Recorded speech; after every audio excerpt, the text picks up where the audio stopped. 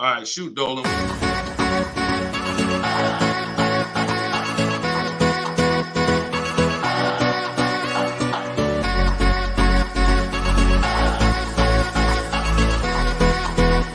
The worst possible thing you could say when you walk into a car dealership. I spent 5 years with Mercedes-Benz, 5 with General Motors, and the worst thing a person could say when they walk in is, if you could just get me to this payment, we got a deal.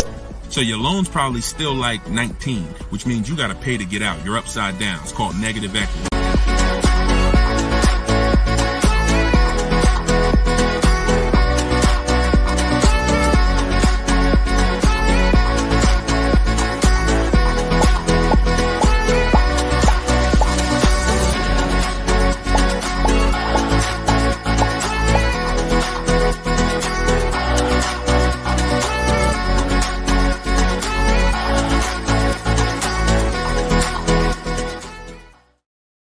What's going on, everybody? We are officially kicking off episode 1 of Car Shopping Questions and Answers. I am your host, Deshone the Auto Advisor. We're going to do this show for about an hour. I'm excited to get really down into the nitty-gritty of showing you how you can buy cars, lease cars, and get below market prices. And if you don't know me, I spent 14 years in the car business, 5 with Mercedes-Benz, 5 with General Motors. And now what we do is we devote our time and our energy into teaching you how to car shop with strategy, how to understand the things that you haven't been taught to understand. So we do rapid fire Q&A. And no matter where you're at, I want you to start typing your questions. We're live on 4 platforms right now. And this whole broadcast is going to be sponsored by my new book. It's a digital book. It's called Cars from Home: 7 Steps to Saving Time, Money, and Avoiding Dealerships. There's a link in every single post so you can get your copy at 75% off for the next 30 minutes. But while we're here, let's go deep. And everything I'm going to be teaching you is going to be out of my book. And all of your questions are going to be answered in one of our 7 steps. So start typing your questions. I got my man Dolan in the background. I see a lot of people on TikTok, but I don't see the questions coming in on TikTok yet. And TikTok, y'all usually are the ones that send the questions the fastest. So let's get these questions up. And so Dolan can start loading them onto the show and we can get down to business. So Dolan, kick us off when you're ready. 75%. Yes, 75% off is today, SS. That's from YouTube. Yes, you can get it for the next 30 minutes. It's normally $97. But it'll be in your inbox in about 5 minutes at 75% off. So let's go, Dolan. When you're ready, if we've got the first question, let's kick it off. Okay, this one's from YouTube. Hello. Thank you for all your advice. We're looking at the car on Copart, and it was a salvage title. What is your experience with these types of auctions? So I don't get into teaching about salvage titles. I'm going to tell you why. I consider that to be like foreclosures. I'm not telling you that there's anything wrong with these cars. What I am saying is they're like foreclosures in real estate, which means you should be learning from someone who actually lives that life every day, because there are many risks. When a normal person starts entering into a high risk market, the rewards could be high, but also the risks are high. So I would tell you to find someone who's buying salvage title, buying at auction, and learn from that person. Okay, go ahead, Dolan, shoot the next one up. Okay, this one's from Instagram. I got a lease with Nissan, not looking to go back to Nissan. Should I buy it out and then trade the vehicle in for what I want? This is a great question. First of all, can everybody hit the share button? And if you're on TikTok, can y'all just start tapping the screen and light this up? Because we want to set people free, and it takes all of us to do this. It takes the people who are committed to this mission. You want to save money. You also want your friends to save money. Tag somebody. They'll thank you. So this is a great question. The only time it makes sense financially to buy a lease is when you're keeping it another 8 years. I'm going to tell you why. I'm teaching something called the 8-year rule, because what you guys have to learn is the unseen expense. The unseen expense is depreciation. That's the expense you haven't been taught to see. You haven't been taught to focus on it. It's depreciation. That's the reason why when you buy a car today for $30,000, tomorrow, if you tried to sell it, it's not worth 30,000 anymore. It's worth 25. It's worth 24, whatever. That's depreciation. So when you keep your car long term, your car's value goes down like this. But when you keep it long term, the depreciation starts to level out. When you buy your lease, all you're doing is buying a pre-owned car. That's all you're doing. Yes, it's a lease that you had, but you have to start seeing it as it's just a used car. So you want to ask yourself, should I buy a used car and then turn around and sell it? That's what you're talking about. Now, Coach Mojo, we don't buy leases. What we do is we see if we can sell them for a profit. If you didn't know you could sell a lease, I want you to type a 1 in the chat. We're going to be peeling back a lot of things you're going to discover as you listen and you stay in this community. You can sell a lease. Most of you have heard of the term lease with the option to buy, but you're not familiar with lease with the option to sell. You have those rights no matter what. 9 times out of 10, we're going to exercise our option to sell. And how you sell, there's 3 ways to sell. There's 3 different types of what I call an equity assessment. This is step 2 in my book.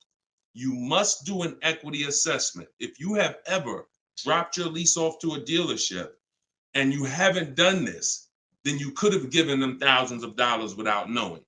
So what you're going to do is do an equity assessment by calling the bank, finding out how much you owe. You want to get your payoff.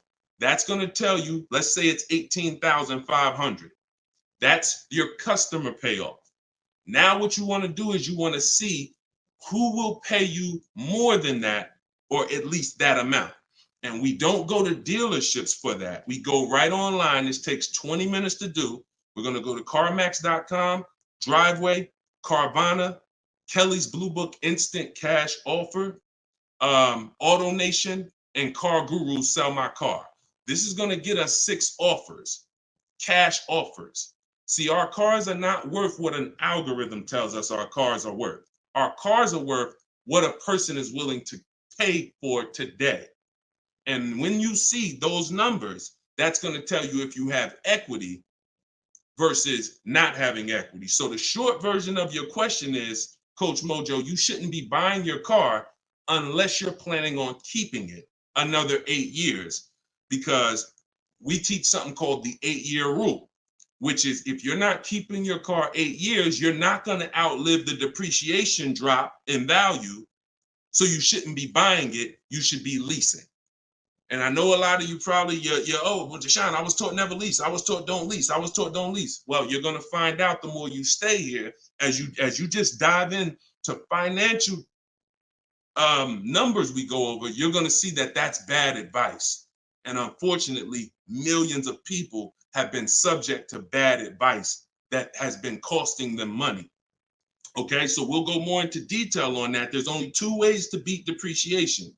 Long-term ownership, that's our 8-year plus people. If you're keeping your cars, your next car, if your plan is to keep it 8+ years, I want you to type K in the comments for keeper.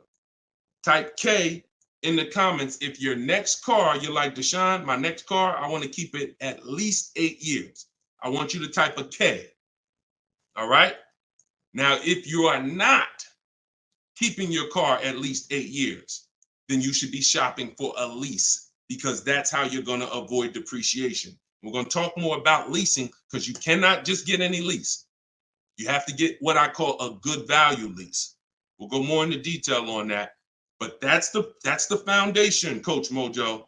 Answer those questions first before you think about anything else. All right? Go ahead, Dolan. Shoot the next question up, man. Keep typing the questions, y'all. We're bringing them from all platforms. This one's from TikTok.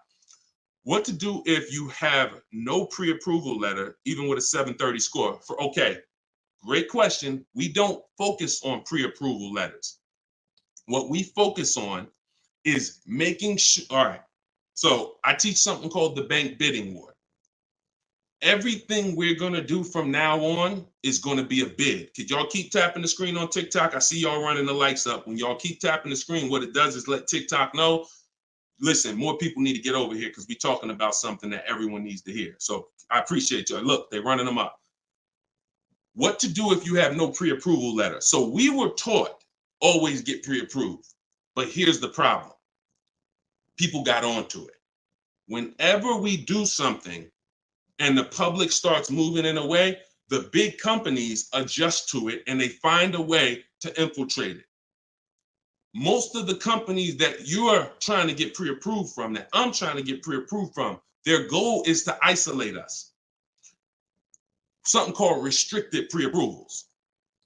I'm gonna tell you what a restricted pre-approval is and why we stay away from them. A restricted pre-approval limits where you can shop. We'll approve you, but only to shop with Carvana. We'll approve you, but only to shop with our dealer network. We'll approve you, but only to shop with a drive time dealer. Because a pre-approval is the whole purpose when you learn how we shop, which is to shop wide. When you start seeing to shop wide and get multiple offers and see the entire 100-mile radius within where you live as a huge market where people are competing to sell you a car, you'll start seeing why we never want to deal with a restricted pre-approval. So what we do is we use something called the bank bidding war. The only way, how many people have asked themselves, did I get the best interest rate? Type dollar signs. If you've asked yourself ever, you bought a car and you said, did I really get the best interest rate? Type a dollar sign if you've wondered that. See, the only way to get something we call price assurance, which is to guarantee. See, these are powerful words that I want you to add to your vocabulary when you're car shopping. We need to guarantee that we got the best interest rate. How do we do that? Getting bids. Experian wrote an article. They allow you to have multiple lenders pull your credit with a hard pull and compete and give you rates within a 14 to 45 day period. Now, don't ask me why they say 14 to 45 days. That's the window. I'm going to teach you how to do it in a way where it'll only take you 2 days and you're going to let tons of people run your credit and you're going to guarantee you got the best rate, and it's going to weigh on your score like one hard inquiry. So if one hard inquiry would have dropped your score 9 points, natural. We buy a car, a hard inquiry is going to drop our score. That's natural. But we're going to get 20 hard inquiries and it's going to drop our score the exact same way. This is how it works. You do not let anyone run your credit under any circumstances until after you find your car. In my book, I have something called the Perfect Budget Calculator. I created this tool. What it does is it's going to tell you, it's going to give you multiple goals. It's going to tell you exactly what car you can afford. It's going to tell you how to be under your max monthly payment. And you put everything you want to put in, what your max monthly payment is, we use the standard interest rate. So whatever the interest rate is at this time, we use that. Budget. The only purpose for a pre-approval is to budget. Think about some of you who are homeowners. The only purpose in getting pre-approved was to budget so that you can go buy your house, right? You with me? That's the only purpose. If we don't get pre-approved, we don't know how much we could afford. So when we do, what we do is we take the average interest rate, and that's what we're going to use to estimate our payments. This is in my book. See, I created technology. So some of you are saying, Deshone, is this just a book? No, it's not just a book. I have links in there. I have links to videos in there. I have platforms that I've created and calculators and tools that I created that I wish I could refer to you. No, but they're only in my book. So you can get the book. I'm going to teach you how to do things the manual way. Some things you can say, Deshone, I could do that manually. But if I'm telling you about a tool I created to use so that it can budget for you, then the only way to get it is to actually get my book. You can get it for 75% off in my TikTok bio. You can get it in my Instagram bio. You can go to deshonesbook.com, or you can scan the QR code and get your copy for 75% off for 30 minutes. But when you budget, you know exactly how much you can spend on a car, and you go find your car under that budget. The Perfect Budget Calculator is going to give you multiple goals. See, here's the problem. When you go out shopping for a car, you notice how you have a budget in mind and you typically tend to go over it. You say, I don't want to spend any more than $500, or I don't want to spend any more than $30,000. But you usually end up going over it because you don't factor in tax. You don't factor in how long the loan, you don't factor these things in. Okay, well, how much? They said I'm pre-approved for $30,000, but What does that equate to in a monthly payment? It's broken. It's a broken system. When we go out, we find the car we're looking for. That's when we are going to now let people run our credit. Never before that. We go out, you find your best deal on a car. That's when you come home and you let multiple people run your credit and fight it out to give you an interest, to give you a loan. See, because if you open up, if you let people run your credit before this, now they're going to give you a time limit. So even this is all answering this young lady's question about pre-approvals. The reason why they're garbage is because if it's a hard pull, they're garbage, because now they've started that window that I told you about. You got 14 to 45 days and it starts to count down. Now you're trying to rush and find a car. Some of us, it might take us 3 months to find the best deal on our car. If you got a pre-approval and the time is expiring, you're shopping with your back against the wall. Second reason it's garbage is because once they give you a pre-approval, you are now tied to them and you don't have the opportunity to bid, and it's just garbage. So do what I'm telling you to do. When you find your car, that's when you're going to come home and you are going to now let people run your credit, and then you are going to let the dealer see if they can beat it. See, this is a must. I know you may have been taught, oh, I don't let that dealer run my credit. No, make them compete. The bad part is when a dealer is trying to give you an interest rate when you have no offer. That's bad. But when you have an offer, that's when he's trying to beat it. And that's a very different thing. You tell him, hey, I got 7.2 from whatever bank. That's the best offer I got. Okay. Now that dealer goes to work with their 7 to 12 bank. Hey, listen, can we beat this? And when he calls you, he's going to tell you one or two things. Hey, good news. I was able to beat that interest rate. In which case, you what? Guarantee you got the lowest interest rate.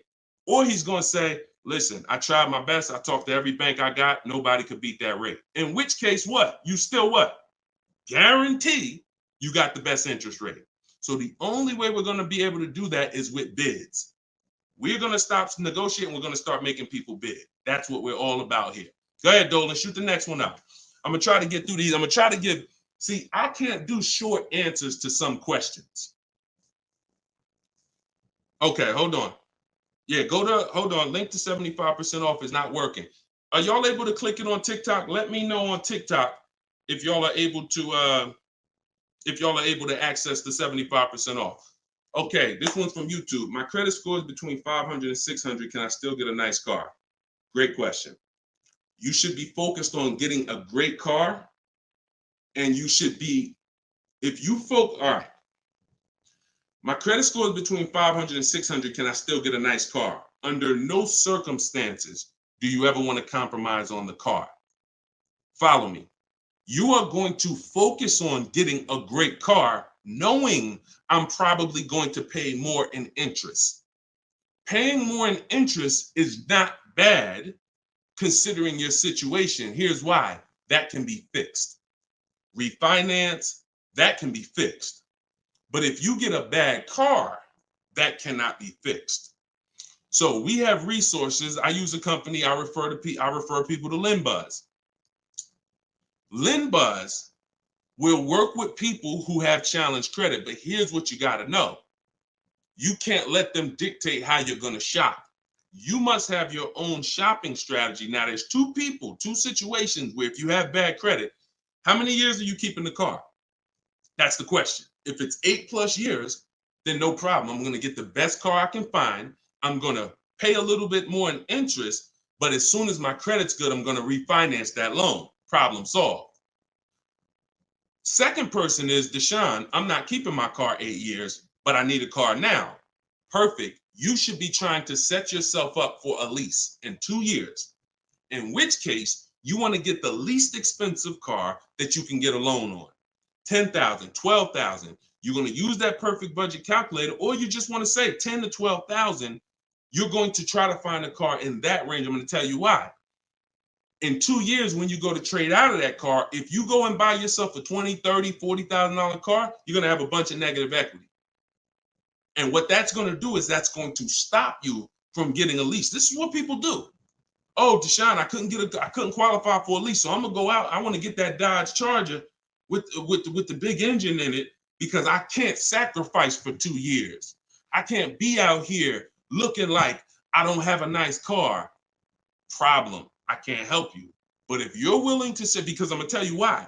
I'm gonna tell you why. When you get that Dodge Charger, you usually forced your way into it, bought an older one, paying a high payment, high interest. So in 2 years, when you think you're gonna trade out of it and go lease, you're gonna have a hard time because the negative equity is gonna be so severe. And when you have that $600, $700, $800, $900 car payment, chances are you might miss one of them.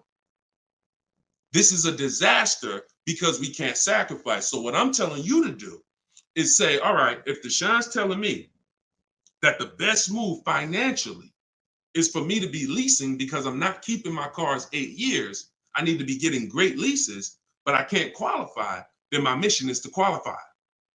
That's my mission. So when I look at what that take, what did that take? That means I'm going to get a car now, and that's going to be my sacrifice car. That's going to be my car that I drive for 2 years, build my credit. It's not going to be my perfect car. My perfect car is going to be when I drive a brand new lease off the lot 2 years from now. This is my setup car. So I'm going to make sure I get a low price car where I won't miss a payment. I'm going to build that payment history. I'm going to have minimal negative equity. And then in 2 years, I'm going to make a power move. That's the short term and the long term. That's why it's important to know, is this a long-term car or is this a short-term car? Very important to know. If it's long-term, I told you what to do. You buy a car, refinance later. Short-term, you should be setting yourself up for at least in 2 years. Buy yourself an inexpensive car, low loan, small loan, and get ready to trade that in 2 years. But you must get a great car. In either situation, you can't sacrifice the quality of the car or the whole plan goes to hell. Your car breaks down midway, plan is scrap the plan. So we never compromise. So check this out. I see as soon as you purchase the book, I give you a support email because I do not DM me about products. Everyone gets a support email because we want to handle those issues immediately. DMs I barely see. Thank God we got 2 million plus followers. I can barely see DM. That's why as soon as you get a book, I say screenshot this screen. If you don't get that book within 5 to 10 minutes, check your spam, check your junk. Then you go and you contact support and we'll make sure we email you that copy manually. Okay, because that's what we do. Don't DM, use that support email so we can make sure we take care of you. All right, shoot the next one up, Dolan. Great question so far. What would dealers try to sell you a car that has issues? Don't sign up for these answers. That's why does the sun rise in the east and set in the west? Some questions are not worth trying to answer. Just plan accordingly and move accordingly, knowing these things are. If the people who are supposed to be taking care of you with cars are not educating you, are not moving with integrity, then you better be educated. Remember that. If the people who are supposed to be taking care of your money, when you come to buy a car, lease a car, that's a $10,000 to $100,000 transaction, some of you. If those people are not moving with integrity, and you cannot guarantee that, a smile doesn't guarantee that, talking nice doesn't guarantee that, you better be educated.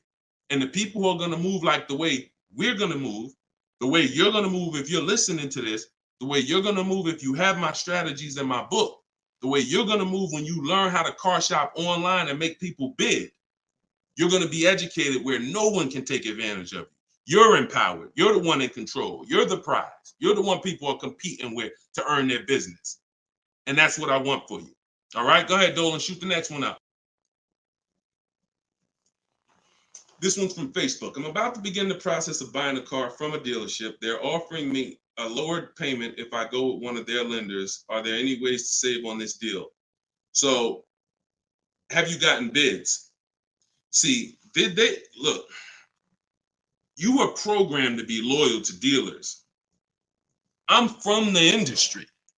I was in the industry for 14 years. I'm teaching people all around the country. We have over close to 8,000 customers that have used our stuff and used our products since 2021. We have data from all around the country. There is absolutely no way that you're going to get your best deal ever focusing on one dealer. That would be like you going into a supermarket and say, hey, no matter what the price of this item is, I'm only buying it from this brand. Or you saying, oh, I'm gonna buy a TV. No matter what I'm just gonna walk into Walmart and whatever the best price on the TV is that I see, I'm just gonna take that. I'm not gonna look online, I'm not gonna look on Amazon, I'm not gonna look on Best Buy. I'm just gonna walk into one store committed to try to get a deal with that store. That's the same thing you're doing. Could y'all keep running the likes up on TikTok, keep tapping the screen? If you're getting value out of this, I appreciate it. We don't do that anymore. That is a recipe. And look, I'm going to tell you something, and I hope you don't take offense to it. Our grandparents shopped like that. In what way in 2024, 2025, almost 20 years, 30 years after the internet's being invented, you're still shopping like our grandparents shopped? Does that make sense? It makes sense when you're like, yeah, Deshone, that's what I'm doing. But it doesn't make sense in the grand scheme of why am I doing this? It's because that's what you were taught to do. That's why I represent unlearn, relearn. You can't win with what I teach unless you're willing to scrap all that bad knowledge. We don't buy from one dealer. 3 transactions that people have been, I'm gonna break this down real quick in literally a second so y'all understand. There's 3 transactions that you've been taught to give to car dealers. 3. Buying your car from them is one transaction. Who you get your loan from is another transaction. Who you sell your old car to is a 3rd transaction. And many of you have been taught to give the dealer all 3. Meanwhile, there are people who only want to give you a loan. They don't sell cars. They want to compete for your loan. There's other people who want to buy your old car. They don't sell cars. They want to buy your old car. Y'all get what I'm saying? Type a Y for yes, if you're understanding that you have to start breaking these transactions into their own transactions. You can't maximize and guarantee you're getting your best deal mixing 3 transactions or 2 transactions into one. You can't do it. We're breaking them up. And now once we break them up, how do we guarantee we get the best offer in each one? Bids. So you understand? So what we're doing is we need to see our old car, our old lease, our old car that we have that we're replacing. Who I'm going to sell that car to is one transaction. And whoever's going to win the bid gets the car. Who I'm going to get my loan from, that's another transaction. And whoever wins the bid gets my loan. Who I'm going to buy my car from, that's another transaction. And who's going to win the bid gets the car, gets to sell me the car. And we do this in 60 minutes. See, what you're going to see, watch this. Let me show you Frina. Frina just picked up her Jeep last week. Look at the deal she got. This is why you're never going to get these deals walking in the dealers. You're never going to be able to guarantee your best deal walking in the dealers. You're going to sit at home and be in control. Look at Frina's deal. She said, look, I'm a proud graduate. Cars from Home that's our video library. And, like I said, I coach people all around the country. She said, I picked up this baby yesterday. Look at the date. 2024 Jeep Grand Cherokee Anniversary Edition. Followed the program, used all the scripts. I have scripts in my book. I have scripts that we don't talk. Because if you have to talk, you run the risk of messing something up. No offense. I'd rather you type. If you'd rather type than talk, type a 1. So contacted the dealers, sealed the deal, $579 a month. Look at the MSRP on this car. She got a hybrid one, $65,000 vehicle, almost 66. Her best deal, who won the bid, was a 0.88% lease. That is unheard of in the world. See, I teach something called the 1.5% rule for knowing when you're paying too much for a lease. The 1% rule has been around since way before I even got in the car business. If you could lease a car for 1% of the MSRP, no money down, no money out of pocket, you stole the car. This is 0.88%. I owe it all to Deshone. Without this program, I wouldn't have had the tools to shop from home. Shopping from home the right way is how you're going to win. Some of you may have tried, Deshone. I tried. It seems hard. Yeah, because once the internet was invented, internet salespeople got invented. And internet salespeople are trained to make it hard they got to make money.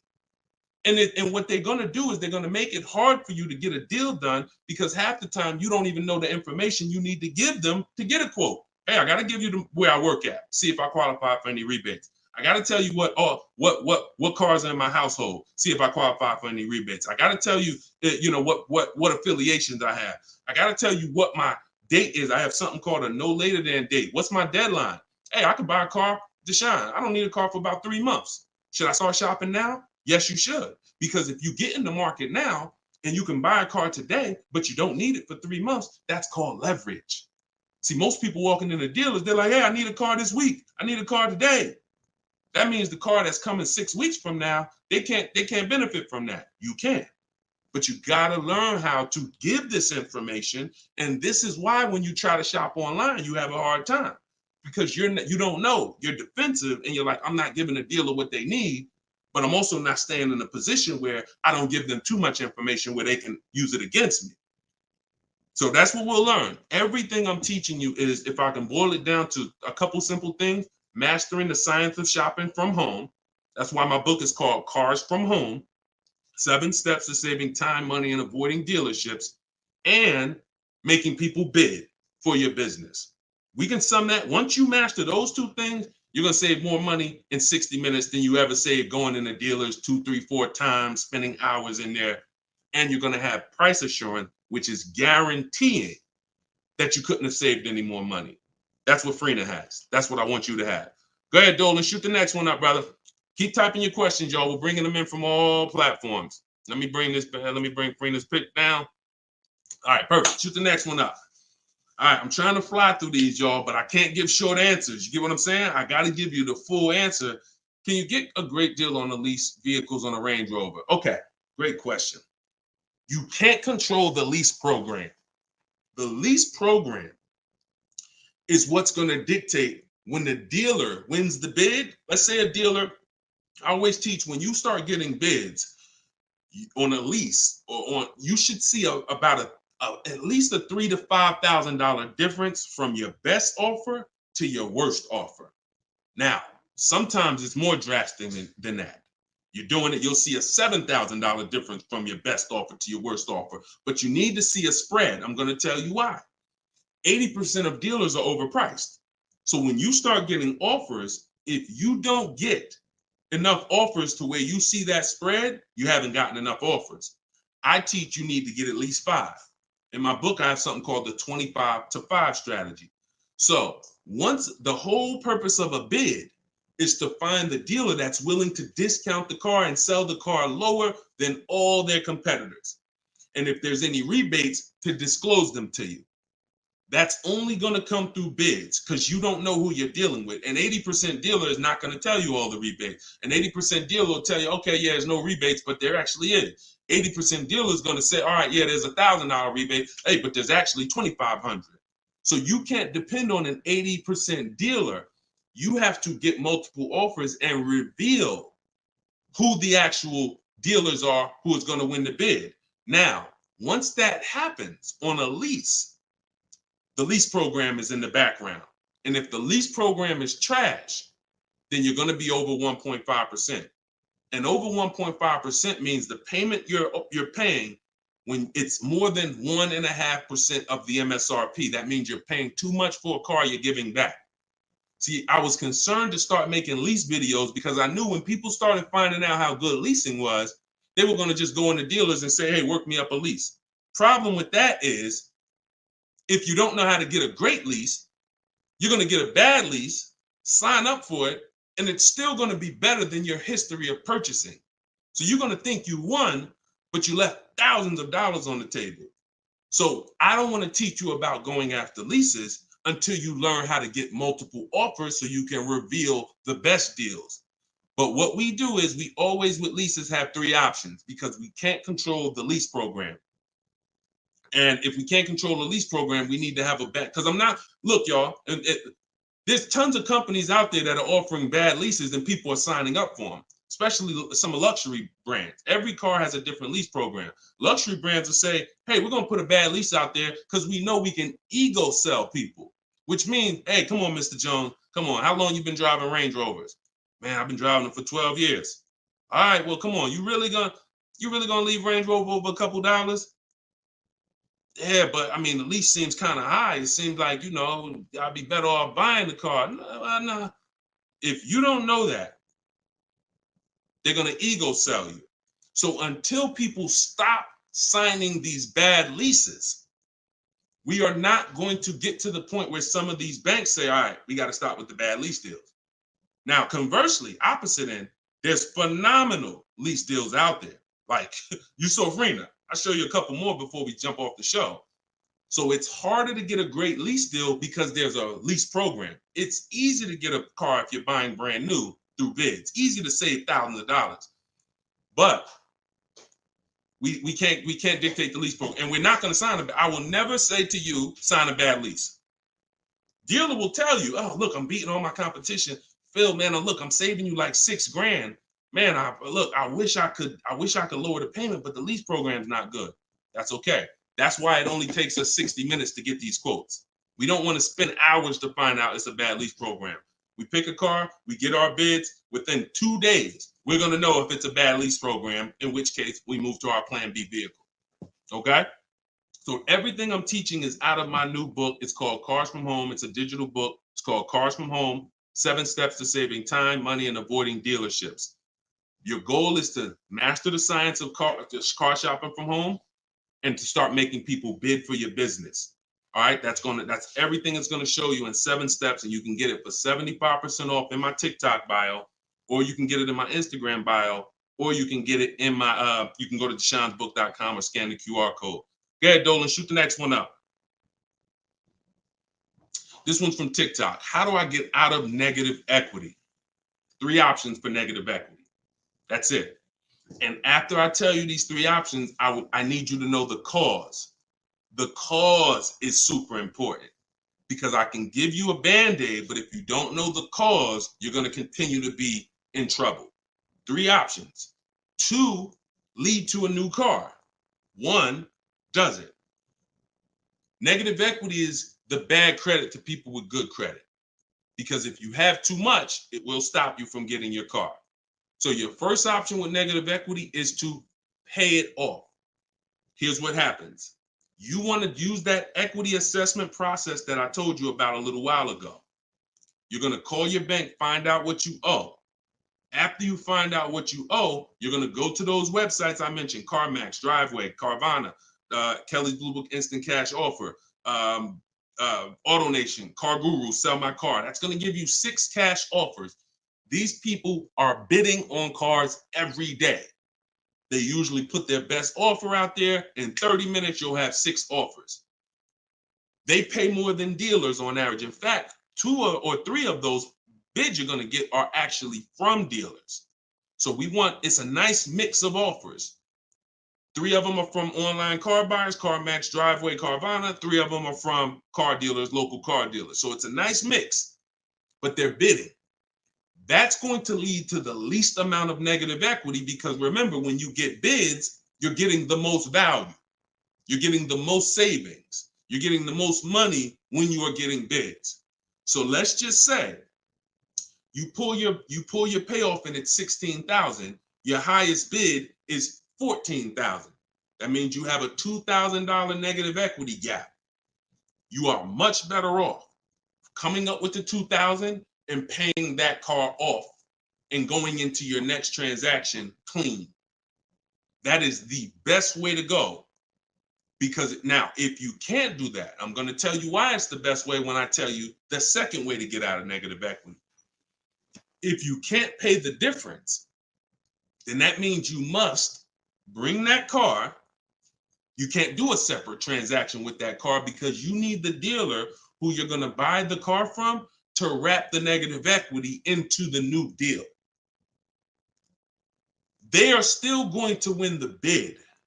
You must, in all cases, only deal with dealers who won the bid. But once they win the bid to sell you the car, now when you come to them, You're gonna now bring your old car into it and see what it's worth to them. When you see what they can pay for it, you're going to see in most cases, it is not going to be the highest number you got from the online buyers. So if the online buyer's highest number was 14, maybe that dealer can only pay 12,200, 12,500. And you might say to them, hey man, but CarMax was offering me this. They're not going to be able to match it in most cases. It's just not possible because they can't win both bids. If you start buying cars for the most money, selling cars for the least money, it won't take you long to be out of business. That's probably what happened to Vroom. They were buying cars for the most money and then trying to sell them, and they weren't able to make the profit. So we must separate the process, but if you can't pay the difference, you now must bring your old car into the process after a dealer wins the bid, introduce them, hey, this is the car. Now, they've already won the bid. They beat all their competition to sell you a car. So they've already proved they're a 20% dealer. Now you're bringing your old car, and you're going to see that if I would have sold it to them, I would only had 2,000 negative equity. But bringing it over to this transaction, I actually got like 3,700 negative equity. And there's nothing we can do about that. That's why I said the plan A is always, if you can cover the difference, cover the difference. If you can't, that's your only option. Now, here's the third thing. I told y'all 2 things lead to a new car with negative equity, 1 doesn't. If you have too much negative equity, you have to understand loan to value ratios. Loan to value ratios have nothing to do with credit scores. That's why I call negative equity the bad credit to people with good credit. When you bring your negative equity over, the bank is only going to lend a certain percentage above the price of the car. So if the price of the car is 30,000 and you have good credit, the bank might only lend 36. They might only lend 20% more, 25% more than the price of the car. So if you're coming over and you're trying to do a no money down deal, which is what we do, we shop with no money down. If we can make no money down deals and we can get the car payment to where we want, if we can get the whole deal to where we want with no money, that's what we do. You know, it's different when interest rates are higher. We typically put more money down to avoid paying more high interest. But when it comes to us shopping, we always shop with no money down. So if you're trying to do a no money down deal and you are trying to bring all this negative equity over and trying to not just finance the price of the car, but the tax, the fees, and negative equity, you run the risk of blowing out the loan to value ratios, in which case you're not going to be approved. You could have a 900 credit score. They're going to tell you you got to put money down because you can't finance all that negative equity. So it depends on how much. And if that's too high and you can't put down money to actually make a difference, then you're going to need to stay and pay down that car for a couple more months or even maybe a couple more years to lower the amount of negative equity. So that's how you get out. That's all in my book. 3 ways to get out of negative equity. But what you got to know is the cause. Only legitimate reason for negative equity is because you had an emergency and you had to switch cars. Now, if we go by things that can be prevented, like Deshone, I bought a car, it's breaking down. Well, that means you bought the wrong car. We can prevent that with knowledge. Now, if you say, Deshone, I just wanted a new car and I switched it, that's costing you. And because you don't understand leasing, see, 90% of the time, 10% we give to emergencies. Deshone, man, I had a sedan, then I had twins, I had triplets. I need to get an SUV. I got to switch the car. Understood. Legitimate reason. Switch the car, stay in it long term, pay off, and keep the car. But 90% of the time, it's you don't understand leasing. And you buy your cars, you take out 5, 6, even God forbid, 7-year loans. You switch these cars in 3 years, 4 years, you always have negative equity, and you're overpaying by thousands of dollars. That's the cause. That is the cause. I've been doing this since 2006. The reason for most people, most of your negative equity is because you haven't learned the lease yet and you're buying cars, but you're a short-term person. All right? And the more you stick around here, the more you'll understand why that's a mistake. If you get my book, you'll understand, oh, I've been doing this wrong. Now, I was taught this. I don't blame you. You were taught that. But when you learn, when you do better, when you know better, you do better. And that is my goal, is to make sure you know better. My pleasure, Reggie. Said thank you for everything. My pleasure. Absolutely. Everything I'm teaching y'all is out of my new digital book, Cars from Home.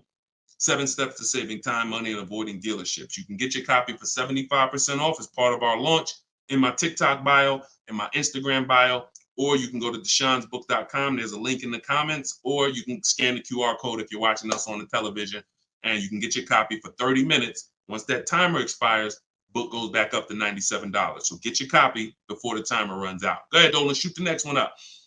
All right, this one's from YouTube. Appreciate all of your content. Thank you.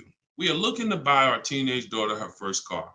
Is there any downside to purchasing outside of a name franchise dealer? No, if you do your due diligence, because there's 100,000 plus used car dealers in the country. Let's assume 80% of them are trash.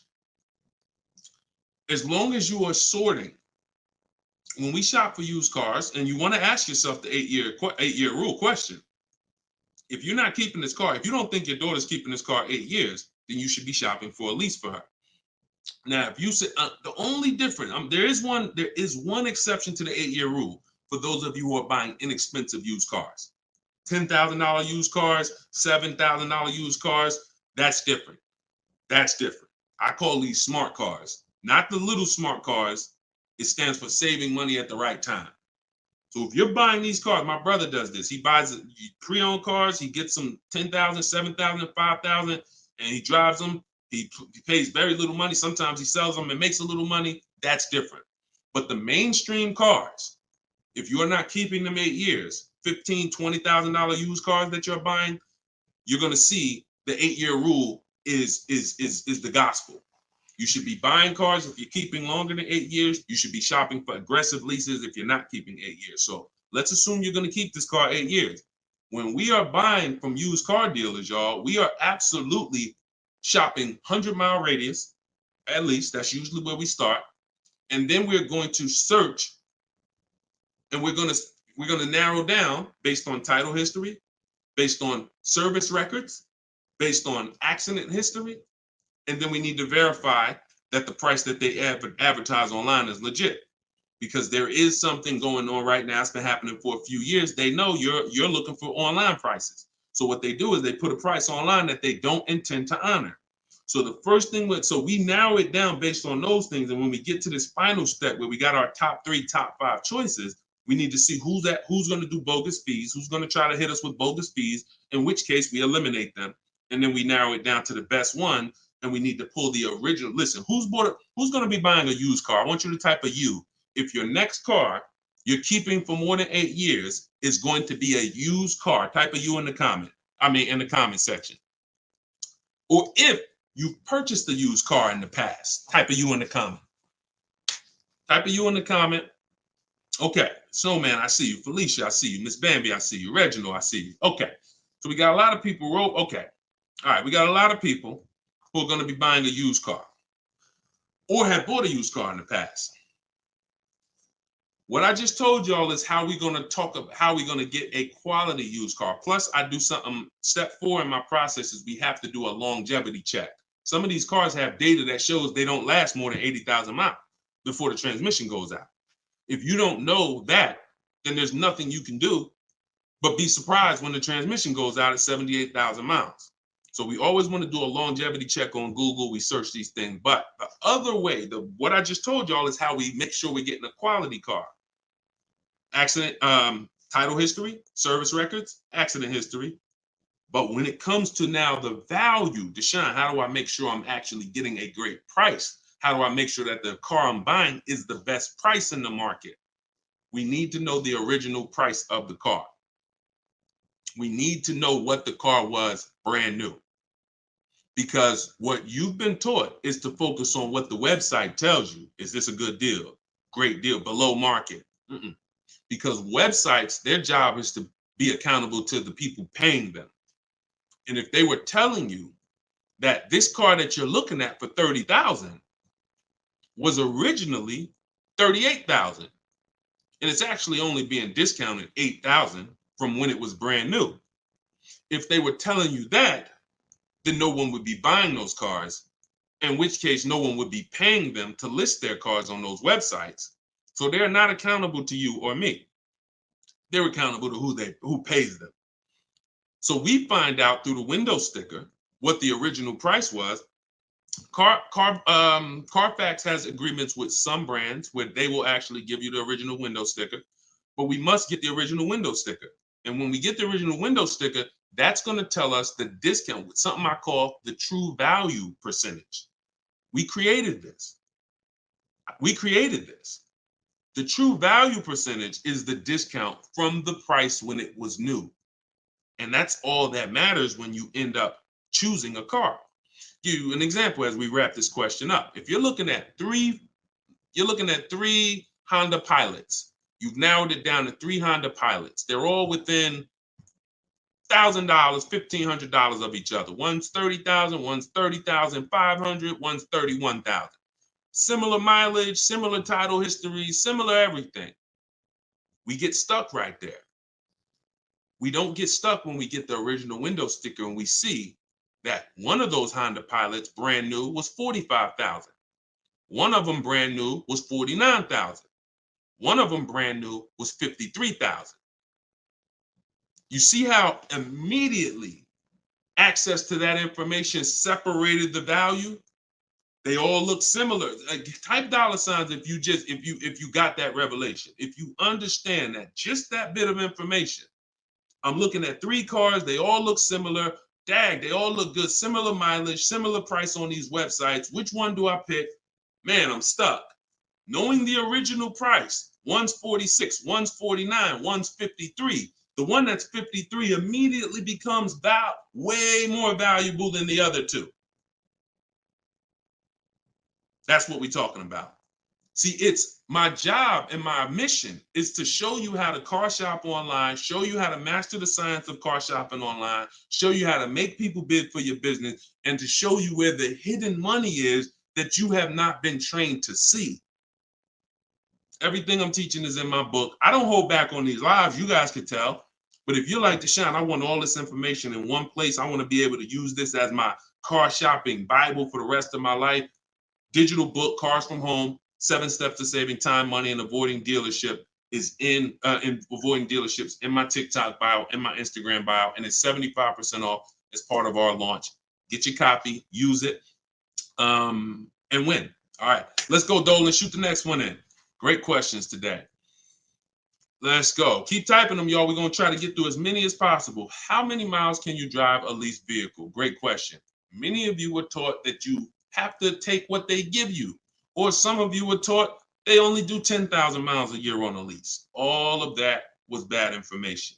You pick the mileage on your lease, and there are leases that go up to 30,000 miles. Now, some of you might say, well, who drives 30,000 miles a year? Who drives 25,000 miles a year? If you drive 25 or 30,000 miles a year, type HM in the comments for high mileage. So when you think about that depreciation curve that I told you about, your car's value normally, if you're a normal driver, your car's value goes down like this. If you're a high mileage driver, your car's value goes down like this. And so the mission is always to avoid the unseen. This is the unseen expense. I want you to always keep this in mind, because as long as you keep this in mind, buying versus leasing is going to be paramount to you, because you want to avoid this. If you're buying cars 2, 3, 4, 5 years, switching them out, you're switching them out when they're losing the most value.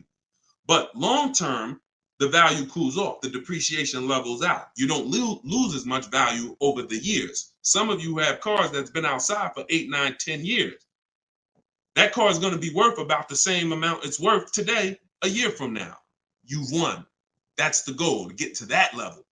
If you're buying, if you're like Deshone, I'm not keeping a car 8, 9, 10 years. I'm not going to ever reach that level. Then you should be shopping for leases to avoid the depreciation hit. So when it comes back to 83rd degrees question, you can tailor a lease up to 30,000 miles a year if you want. And here's where I learned this. I was a manager at Hyundai for 6 weeks. Guy came in. He was returning his lease on a Hyundai Sonata. I was doing the lease return for him. And I said, hey, you leased this? He said, yeah, I always lease. I'm in sales. I'm on the road. every day. I used to buy my cars, and I would have a bunch of negative equity all the time. I was just losing thousands of dollars every time I went to replace the car. It wasn't worth what I owed on it, and I just kept rolling it over. I stopped doing that when I found out about leasing. Now, same time he's telling me this, I know that I've also sat with people who came in with high mileage with 10, 15 grand of negative equity. So what he's telling me, I've experienced, and I'm trying to help these people and dig them out of this hole and help them get another car, but they have a ridiculous amount of baggage from the old car. So he told me that, and I saw his payment, and I said, man, this payment is only like $175 a month more than a really good deal on a regular lease. And so from then I understood. I'm going to teach people that you need to understand, if you get a great lease deal and then you bump the mileage up from 12,000 to 22,000 or whatever you need, you're going to pay thousands less than if you bought the car and just took that depreciation hit. You bring that car back with 75,000 miles in 3 years, the car is worthless, but you still owe $17,000 on it. That's the difference. So leasing mileage, you pick it, and you can customize it up to any amount. But we always shop for 12,000 miles a year. Always. We don't shop for high mileage leases. When we get our quotes, if you're using what's in my book, the 25 to 5 strategy, we get our quotes with 12,000 miles a year. And once somebody wins the bid, then we convert the bid. We tell the winning dealer, hey, could you show me what the payment's going to be with 18,000 miles a year? And then we customize the lease. If we're going to do any down payment, we always customize after we've identified the winning dealer. Great question. Great question. Go ahead, Dolan. Shoot the next one out. Great questions today. All right, keep typing them, y'all. What advice would you give a first-time buyer who doesn't want a car note? Then go save up your cash and go get the best car you could afford.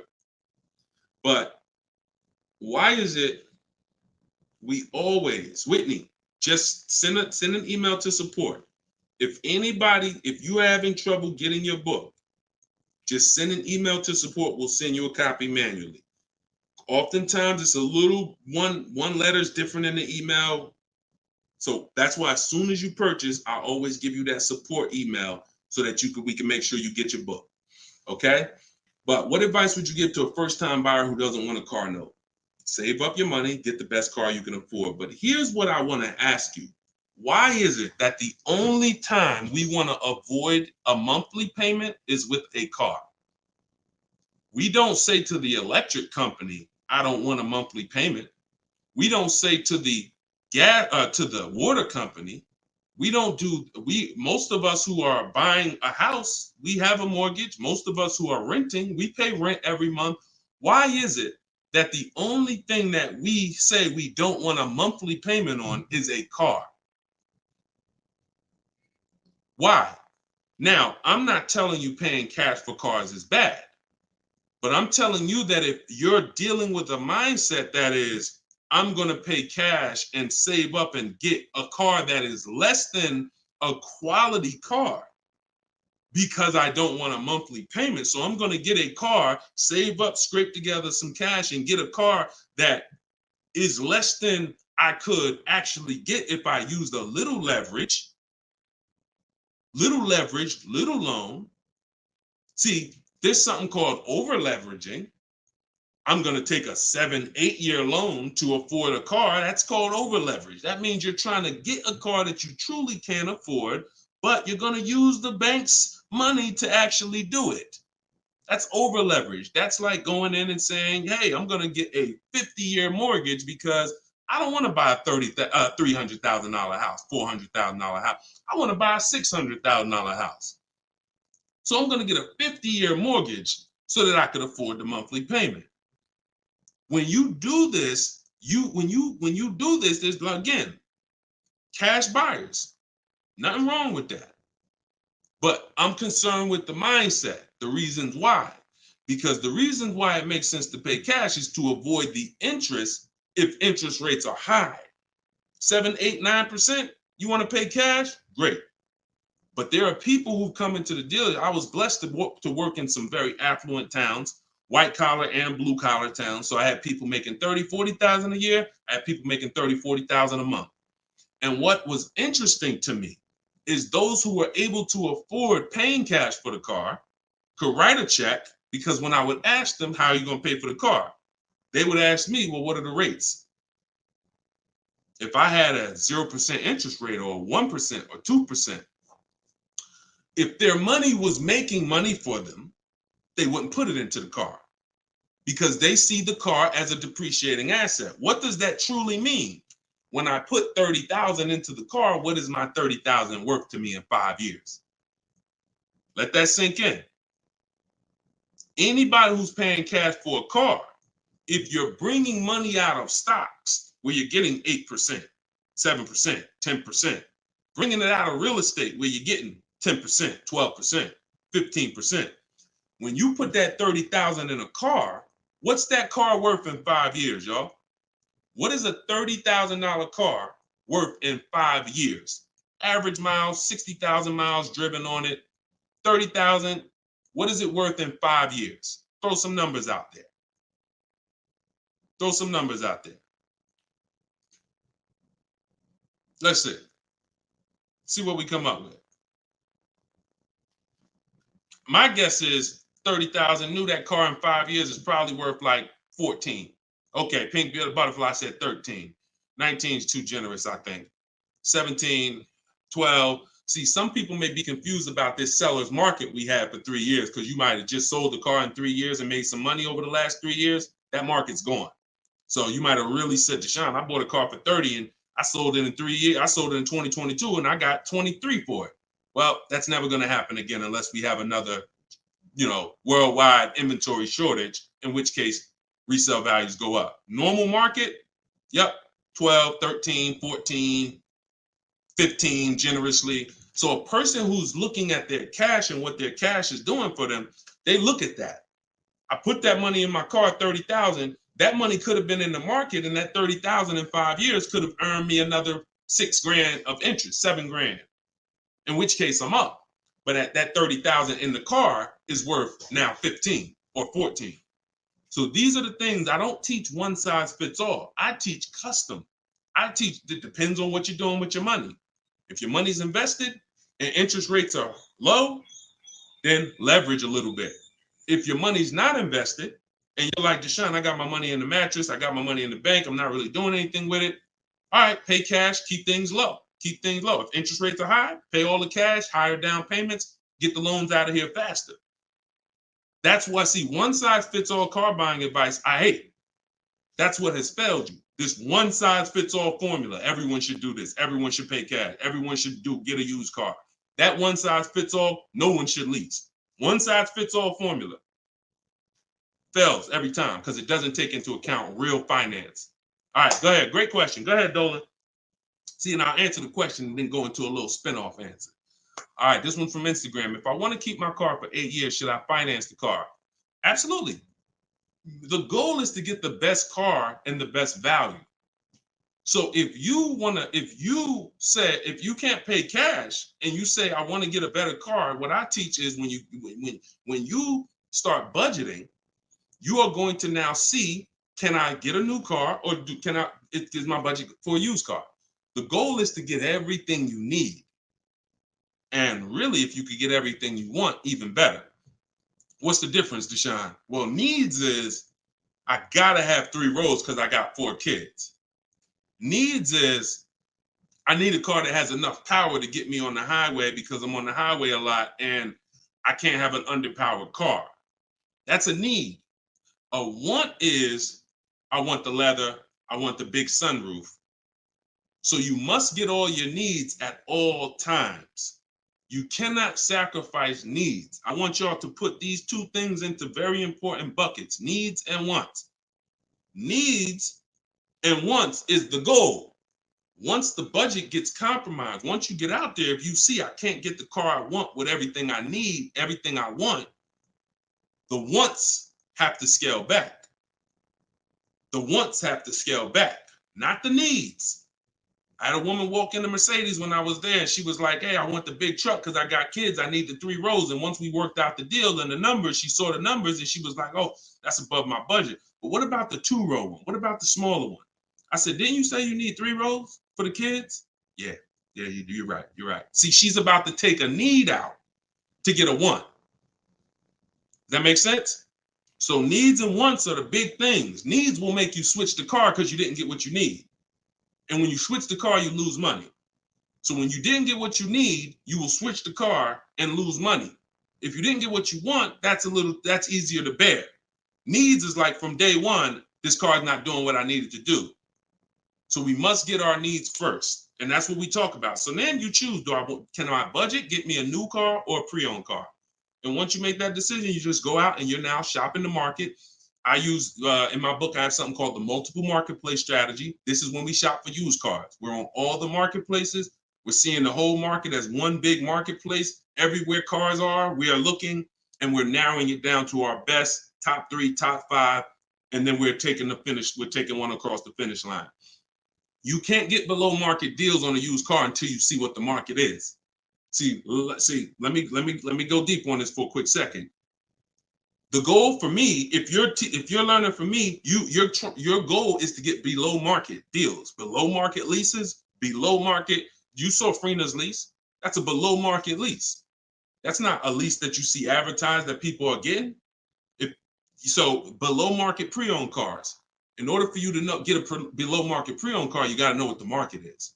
So sometimes you're going into one dealer and you're looking and saying, okay, let me negotiate with him. That's a mistake. You don't know what the market is. When you see the low side of the market on a used car, now you're able to see, again, if you're shopping the right way, there's always a spread because there's always people untrained who are going to pay the higher prices. They're going to walk into those dealers. They're going to go back and forth, take $2,000 off. They think they won, but you were negotiating with one of the higher price dealers. So because he took $2,000, $3,000 off, you think you won, but you were at the wrong dealer to begin with. So once you actually see the low side of the market, we zero in on that. And we zero in on that, and we look to take one of those deals across the finish line. Can't get below market deals if you don't know what the market is. That's why when we look at used cars, we're not looking to buy the first day. We're not looking to buy the second day. Sometimes some of you are like, Deshone, I got a couple months. You might want to watch the low side of the market. You might want to, we always get alerts. When we go in, this is all in my book. If you like Deshone, I want to know all of this. I need this in my hand. It's in my book, Cars from Home, 7 Steps to Saving Time, Money, and Avoiding Dealers. 75% off in my link, in my bio, TikTok, in my bio, Instagram, or go to deshonesbook.com or scan the QR code. But when we are getting these, when we are looking at the low side of the market, you might want to watch it. You might want to watch it and see, okay. And then we have alerts on. So every new car that pops up on these marketplaces, we get an email immediately. So we get an email immediately. And if I know that the low side of the market is 22, 23, the minute that car comes on, I'm going to be one of the first ones on it, where everyone else is going to hesitate. When a dealer gets a new car, typically a person who doesn't know the market, they're going to go in there and they're going to be like, all right, is this really a good deal? Meanwhile, we know the market. So we know in a minute, I'm going to snatch that deal before anybody even knew it was there, because the best deals do not last. And that only comes from knowing the market. All right? Go ahead. Shoot the next one up, Dolan. Great questions today. This one's from YouTube. What can I do to increase my confidence so I can negotiate more intelligently? Stop negotiating and start making people bid. Who's not a good negotiator? Type me. You're not a good negotiator. Type me in the comments. Not a good negotiator. Type me in the comments. Okay, that's most of you.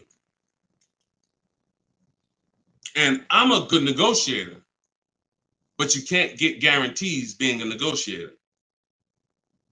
Pay attention to what I'm saying. I'm a good negotiator. I did it for a living, but I can't guarantee the lowest price negotiating. The lowest price the guarantee of the lowest price. I could be a good negotiator. Negotiator is always going to leave wondering, if you go back and forth with somebody, back and forth, back and forth, back and forth, you always leave wondering, could I have gotten a little more? That's not a guarantee. That's not price assurance. Bids, guarantee, because I'm getting 5 to 7 offers. I'm having in my case, I teach the 25 to 5 strategy. We're connecting with 25 dealers. We're getting 5 to 7 bids. Whoever wins the bid, win. That means you beat 25 dealers to earn my business. That means I guarantee that I paid the lowest price and I don't have to talk. That's why in my book are scripts, online scripts. That's the one part that I can't teach you. I can't teach you. It's not that I'm holding back. I can't teach you what my scripts are that are copy and paste. When they say, hey, when can you come in? My script says, hey, well, I'm actually going to be handling my whole transaction online. Oh, actually, well, we don't quote online. Okay, that's not what other dealers are saying. Should I remove you from my list? See what I'm saying? When we're copying and pasting and we know what to say to everything they're going to type, now we move things forward. We keep it on our agenda. This is all in my book, in my video library. This is what the people who have learned from me for the last 3 years have been doing. That's why you see people like Frina. That's why you see people like Pierre, got himself. He came in, got a 22 CX5. Very big thanks to Deshone the Auto Advisor, educating and empowering me to control the entire purchasing process. The perfect budget calculator really helped me figure out what I could realistically afford. With the true value percentage, we talked about that earlier in the show. Everyone purchasing a used car, true value percentage is what we use to make sure we win, price-wise. I spotted the best deal, 6 similar listings, saved over 20% off the original MSRP. I also shop for my own financing. See how we break these transactions down? You see how he's breaking the transactions down? That's how we get bids in each category. Also, I shop for my own financing, got the dealer bank to match it. See? So we're not doing the shop for my own. Oh, I'm not going to let that dealer run my credit. He knows the bank bidding war. The bank bidding war is all these people are going to bid. So I guarantee I got the best price on my used car I bought. I guarantee I got the best loan because the dealer couldn't beat it, but they were able to match it, which means it saved me the time. I didn't have to go through that. And the dealer, see, we guarantee. That's what I want for y'all. And the icing on the cake, learning about bogus fees and walking away from dealers not willing to remove them. Now, the walking away, he's talking about not physically. He's talking about next, not physically, because we're home. We're not going into dealers walking away. Some of you say, Deshone, if I don't get a good deal, I just walk away. That means somebody wasted your time. And when you walk away, you still need a car. So you're not hurting the dealer when you walk away. Someone's going to buy that car, even if it's overpriced, and they're going to look at you and say, well, you still need a car, so it's really your loss. When you learn to do this while you're in your living room, you'll understand I don't need to walk away ever because I'm in control. No one's going to waste my time. And this only comes from mastering the science of shopping from home. That's why my new digital book is called Cars from Home, 7 Steps to Saving Time, Money, and Avoiding Dealerships. Go get your copy for 75% off. Use it. Everything is in there, from high mileage driving strategies to leasing to giving you a video to help you understand leasing. Some of you are like, Deshone, I was taught all my life never to lease. If that's you, type me. What you're going to see is I link you to a video from the Cars from Home library where I actually break down for you leasing versus buying. So by the numbers so you can understand. Some of you, that's what it's going to take. You've been programmed so bad about leasing, you need to see it by the numbers to understand that this is costing me money, not understanding this. So that's in there. Purchasing, high mileage driving strategies, links for people with bad credit, and how you're going to get your cars even with bad credit. It's all in there. Get your copy for 75% off for the next 30 minutes. Once the timer expires, it goes back to $97. And win. Use it and win. Listen, we're an hour and 15 minutes in. We want to keep these broadcasts, these episodes. It's episode 1. If you are subscribed to my email list, you'll know when we're live. You'll know when we'll be doing these shows, and you can hop on with us. We want to do because you see all the questions. The only way I could get through all the questions is by giving y'all little short, little one-word answers. What is that going to really do for you? So yeah, we might only get through 15, 18 questions because I'm giving you the thorough answer. And when you see that a car is the second most expensive purchase behind a house, you'll appreciate the thorough answer. No one's going to buy a house and ask about financial literacy and expect a one-word answer. So we shouldn't do it with cars. When cars, we're going to buy more cars than houses. So get your book, y'all. We will be back. We'll be back for another episode very soon. If you're on my email list, you'll know. And I appreciate everybody for tapping in. This is episode 1. We got a lot more coming, and we're going to keep dropping these jewels. Keep unlearning, keep relearning. For the people that got the book, thank you. And for the people who continue to help share this message, appreciate you. We'll see you on the next one.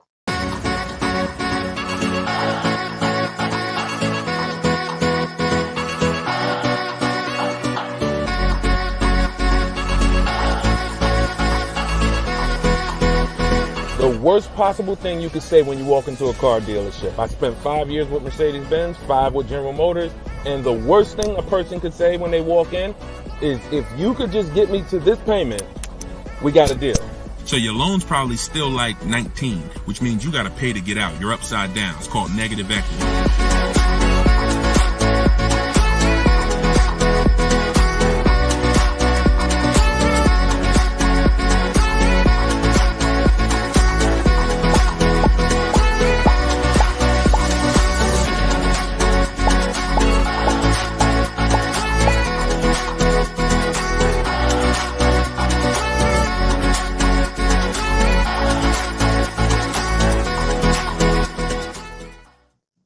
What's going on, everybody? Welcome. How's audio? Give me a 1 if audio's clear. Welcome back to Car Shopping Questions and Answers. This is episode 2. I'm your host, Deshone the Auto Advisor. We do these live shows to make sure you know the secrets, the science of car shopping online the right way, and know where the hidden money is. I spent 14 years in the car business with Mercedes, General Motors, and 4 years running my own brokerage, and now the mission is to make you smarter, make you better, help you pay less than everyone else for cars in less time shopping from home. So this whole show is sponsored by my new digital book. It's called Cars from Home, 7 Steps to Saving Time, Money, and Avoiding Dealerships. And you can get your copy for the next 30 minutes at 75% off in my TikTok bio, in my Instagram bio, or you can click deshonsbook.com or scan the QR code. So type your questions in, Dolan, shoot the first one up. We're going to be taking them from all platforms. And if y'all could start tapping that screen on TikTok, so shoot those likes up. I appreciate it. So this one's from Instagram. Does it make sense to buy a car from another state to get a better price for the car? Great question. When you start shopping and getting multiple offers, you're going to see most of your best deals are going to come from dealers far away. Not always. But a lot of times the dealers that you've been buying from, they think they own you. They look at your zip code and they program people to come in. The average person shops 1.2, I think it's less than 3 dealers. So when car dealers know you only are going to shop 2 dealers, then they know they can control you, and they know they don't really have to be as aggressive. Now, when you start sitting at home, like I want you to do, and start letting those offers come to you, and start looking at car dealers, like start looking at all the inventory and getting multiple offers, you're going to find most times the best deal's 45 minutes away. Your best deal's an hour and 20 minutes away, because those people are trying to beat their competition. So you're going to you get used to that. You're going to step out of the local business and you'll get used to actually getting your best deal. Here's the saying. We'll wrap this question up with this saying. You buy your car from who makes you the best offer, AKA who wins the bid. If you're new here, we make people bid for our business. The more time you spend with me, you'll never negotiate again. You'll start making people bid. And the second part of it is you service your car where it's the most convenient. You service your car where it's the most convenient. You buy your car from who makes you the best offer.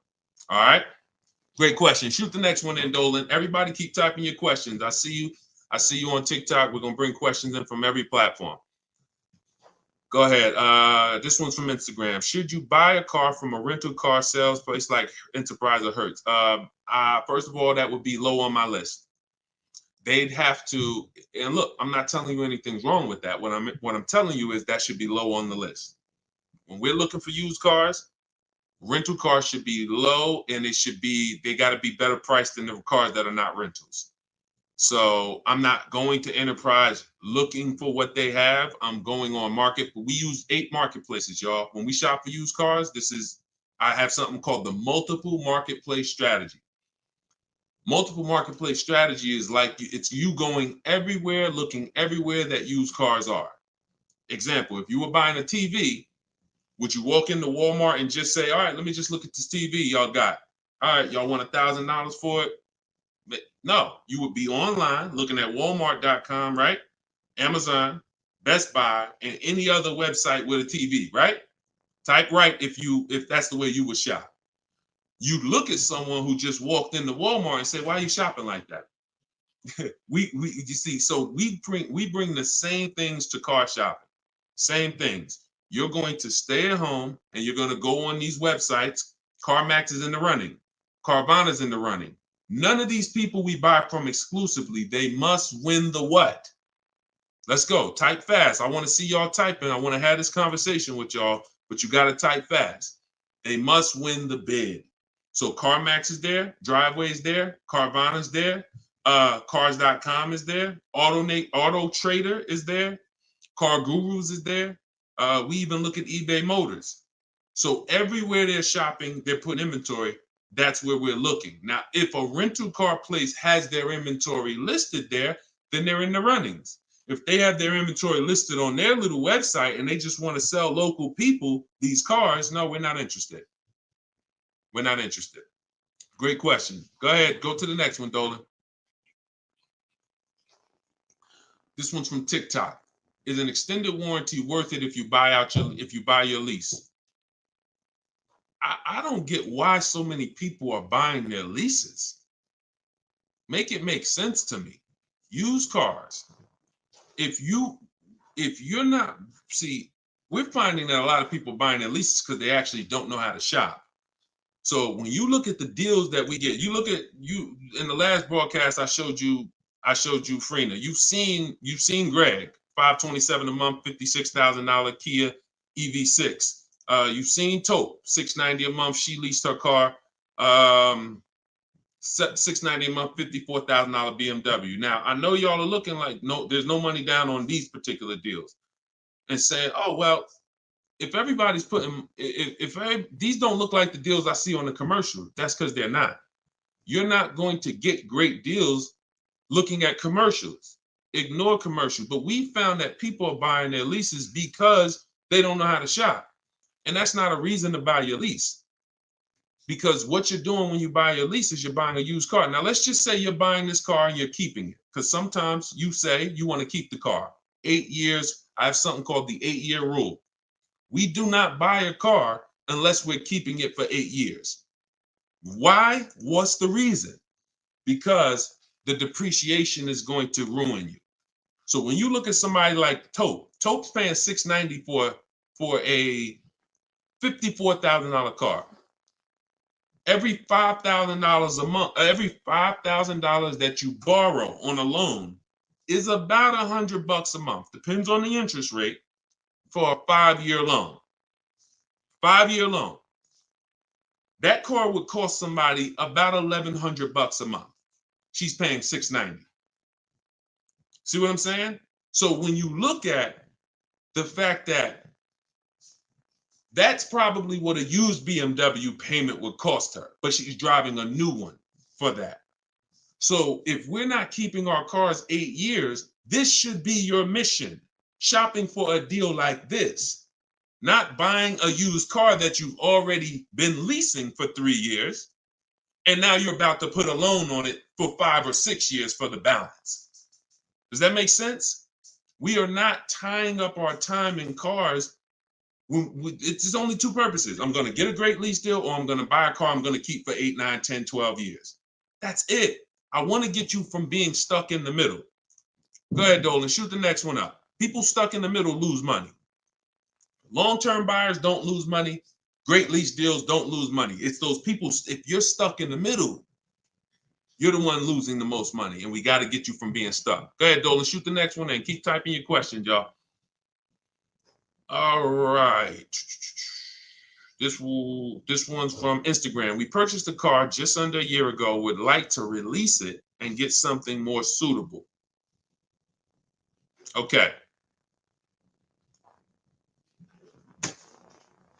Watch this.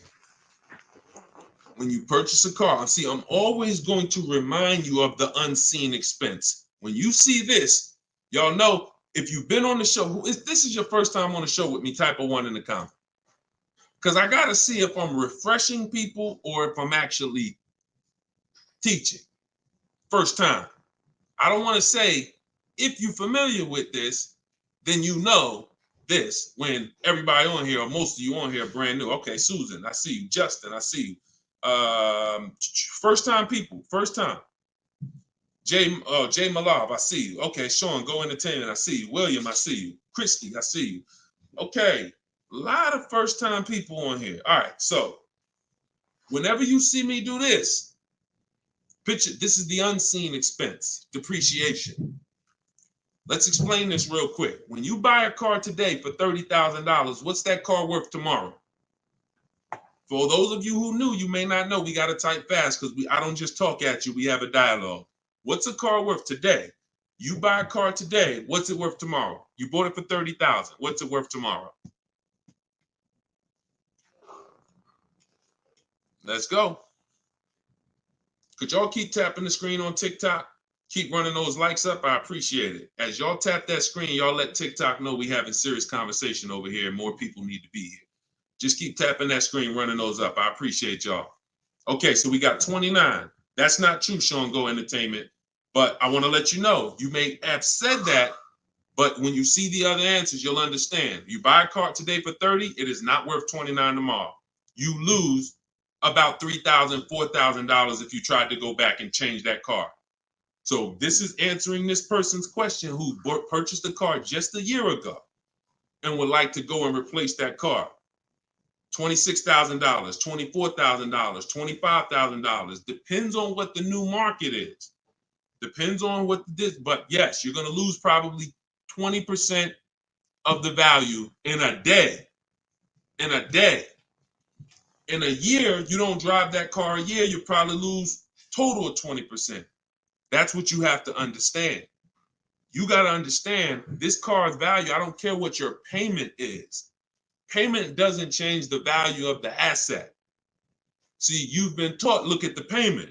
Get me out of this car, get me into this payment. That's why in the intro, some of you saw that video, the worst thing you could do in a car dealership. That video is really what introduced me to the world and letting people know payments can be manipulated, and we don't focus on payments. We want to focus on the asset, the value of the asset.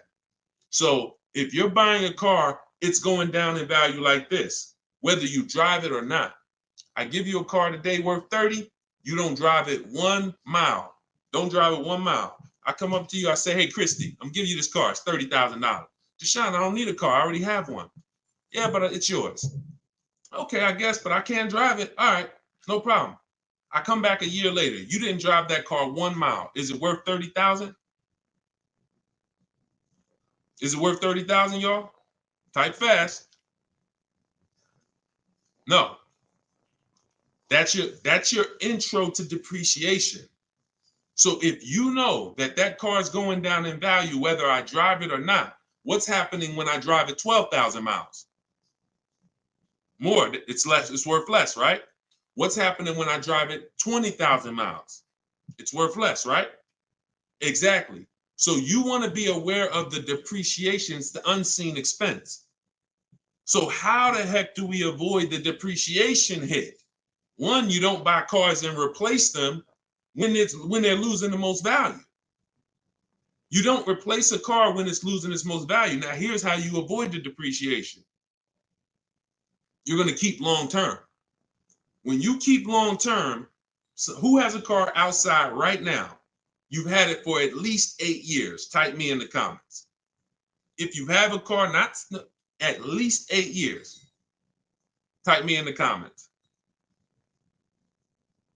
Now watch this. I see you, Simply Cam. Okay, I see you, Rob. 9. Okay, I see you, William. I see you, Jay Malone. Okay, could everybody hit that share button if you're getting value out of what we're doing? If you've been on a broadcast, this is what we do. No one's having these conversations with you. Share, because your friend will be mad if they find out you've been listening to me, using this stuff, saving money, and you didn't tell them, and they out here getting killed. Tag one friend, they'll thank you. When you consider the fact that those of you who are on here who said, Deshone, I got a car out there, I've had it for 9 years, 10 years, a year from now, that car is going to be worth about what it's worth today. That means you won. That's the long-term purchase. That's the keeper. You got to ask yourself, step one in my book. Step one in my book is the most important question. My book is called Cars from Home, 7 Steps of Saving Time, Money, and Avoiding Dealerships. It's a digital book because I update it as the market changes. 7 steps. Everything I'm going to teach you is out of those 7 steps. The first one is the most important question, which is, how many years are you keeping the car? If your answer is 8, then I created something called the 8-year rule. You should be buying your cars because your goal is to get to the point where you're like these people that I just asked. The book is in my TikTok bio. Somebody said, where can you get the book? It's in my TikTok bio, 75% off for 30 minutes, which normally $97, but for everybody on here, you can get it for 75% off for 30 minutes in my TikTok or my Instagram bio, or you can go to deshonsbook.com in the comment section, or you can scan the QR code if you're watching us on TV. So you have to really focus, unseen expense. See, why do I have to spend more time educating you on the unseen expense? Because it's the unseen expense. When you just said, when you just did this math with me and said, Dag, I'm losing money, and I haven't been trained to see the money I'm losing. That's why you'll go buy a car and replace it in a year. Because they're switching your payments. They're not switching. They're not telling you the fact you lost $7,000 of value. They're just going to manipulate the loan, put you on a car payment you can afford, and get you to sign off on it. We're done. You're going to understand these numbers because cash buyers would never do this. Cash buyers, if you paid 30 for a car and you came back in 2 months and they said, look, we can only give you 24, you wouldn't do the deal. But payment buyers, you're the one they fool. You're the one who can't see the money. And that's why I have to teach you to see this. So this is where you want to be. Either I'm going to keep my car 8 years. Now, some of you said, well, Deshone, I'll buy used, so I don't have to take that depreciation. But I'm going to tell you something. Buying used is not going to, when you compare, that's not the solution. Buying used or new is for long-term people. 8+ years. Buy new if you can afford to buy new. Buy used if you want to knock 20, 30, 40, 50% off your purchase price and you don't need the latest and greatest. Doesn't change that if you're buying, you should be a long-term person. If you are not an 8-year person, you should be shopping for great lease deals. And I'm going to tell you why. Look at Danielle. Look at Danielle. Danielle leased an Audi, $44,000 fee. And I'm explaining to y'all why you've been taught, well, I'm going to buy used, so I ain't going to take that type of hit. But I'm going to tell you, I'm explaining something to you real quick on how that's not the answer. Leasing is the answer.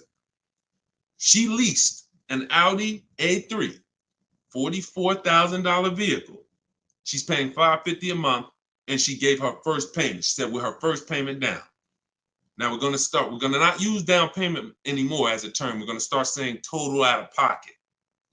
We want to eliminate down payment. Down payments can be flipped up. Sometimes you say I'm going to put money down, they don't include your tax. So we like to use total out of pocket. But she gave him $550, she drove off. That vehicle, she's driving a brand new A3. Now I want you to picture this. Danielle pulls up to somebody who's driving the same exact car, but they bought it. Every $5,000, some of you know, is about how much a month. I talked about it a little while ago. Some of you might have seen the video where I said it. Every $5,000 on a purchase, on a loan, is about how much per month. Let's see if anybody knows. Okay. I can't wait too long. We got to type that $100. And again, I can't sit here and act like most of y'all aren't new to me. So I'm not going to assume you have even seen any of my previous broadcasts. So I'm just going to tell you the answers. Yes, Susan, $100. So it depends on the interest rate. 5-year loan, that vehicle right there, $44,000, will cost somebody about $950 a month. You see why we don't have to wonder why people have $1,000 car payments? It's not that hard to see. They're buying their cars. So now Danielle pulls up in her Audi. Let's stay with the scenario, right? Danielle pulls up in her Audi, 44. She's paying $550 a month. Somebody next to her pulls up in the same exact Audi, same exact car. They're paying $950 a month. Now, third person says, I buy a used one. And you can replace the Audi with anything. Doesn't matter. You could be a Rolls Royce. The scenarios are not going to change. Could be a Honda Accord. Somebody pulls up and they bought a used one. So instead of 44, let's say they got a good price on one. Say they bought one for about 28, 29. Found a good price one, 3 years old. So they're pulling up in a 3-year-old one. And what I just say, every $5,000 is $100 a month. So what's their car payment if they paid 29? Almost 600. You see what I'm, so now let's just talk about what we're driving and what's coming out of our household so we can hammer this home. I'm not on the fence about leasing versus buying. And you have to get off the fence. We've seen enough scenarios where we know this is the case. One person, Danielle, got a great lease deal. She's paying $550 a month. Another person buying a brand new one, they're paying $950 a month. And they might take a longer loan. Oh, Deshone, I'm paying less. They might take a 6-year loan, and let's say they're paying $850. And then another person is driving a used one, and they're paying $600 a month. Not even a question. It's not even a question. Do y'all see what I'm talking about? 3 people driving the same car. Look at the differences. So depreciation and resale value is what you need to be aware of. These people think they win. That might have been you, Deshone. I'm the type, I bought my used car, then I keep switching them. Now, those 2 people who bought them, if they were keeping them 9, 10 years, that's a different story. It always goes back to the 8-year rule. Okay? You must understand, if I'm keeping 8 years or longer, I buy. If I'm not keeping 8 years, I shop for great lease deals. Not even a question. And you'll be mad. You're going to be mad when you find out how much money you've been missing. Some of you probably getting mad now. Dad, I was always taught don't lease. Well, those people owe you some money. Those people owe you some money because they've cost you thousands of dollars. Go ahead, Dolan. Shoot the next one up. This one's from TikTok. What's your advice of getting rid of late fees? Don't be late. You can call the bank and see if they'll waive any late fees, but late fee is assessed when you miss a payment. That's it. TikTok, does my credit have to be top notch to purchase automobiles with 0 down? No, it doesn't. It needs to, listen, when you are, hang on 1 second, y'all. Hang on 1 second.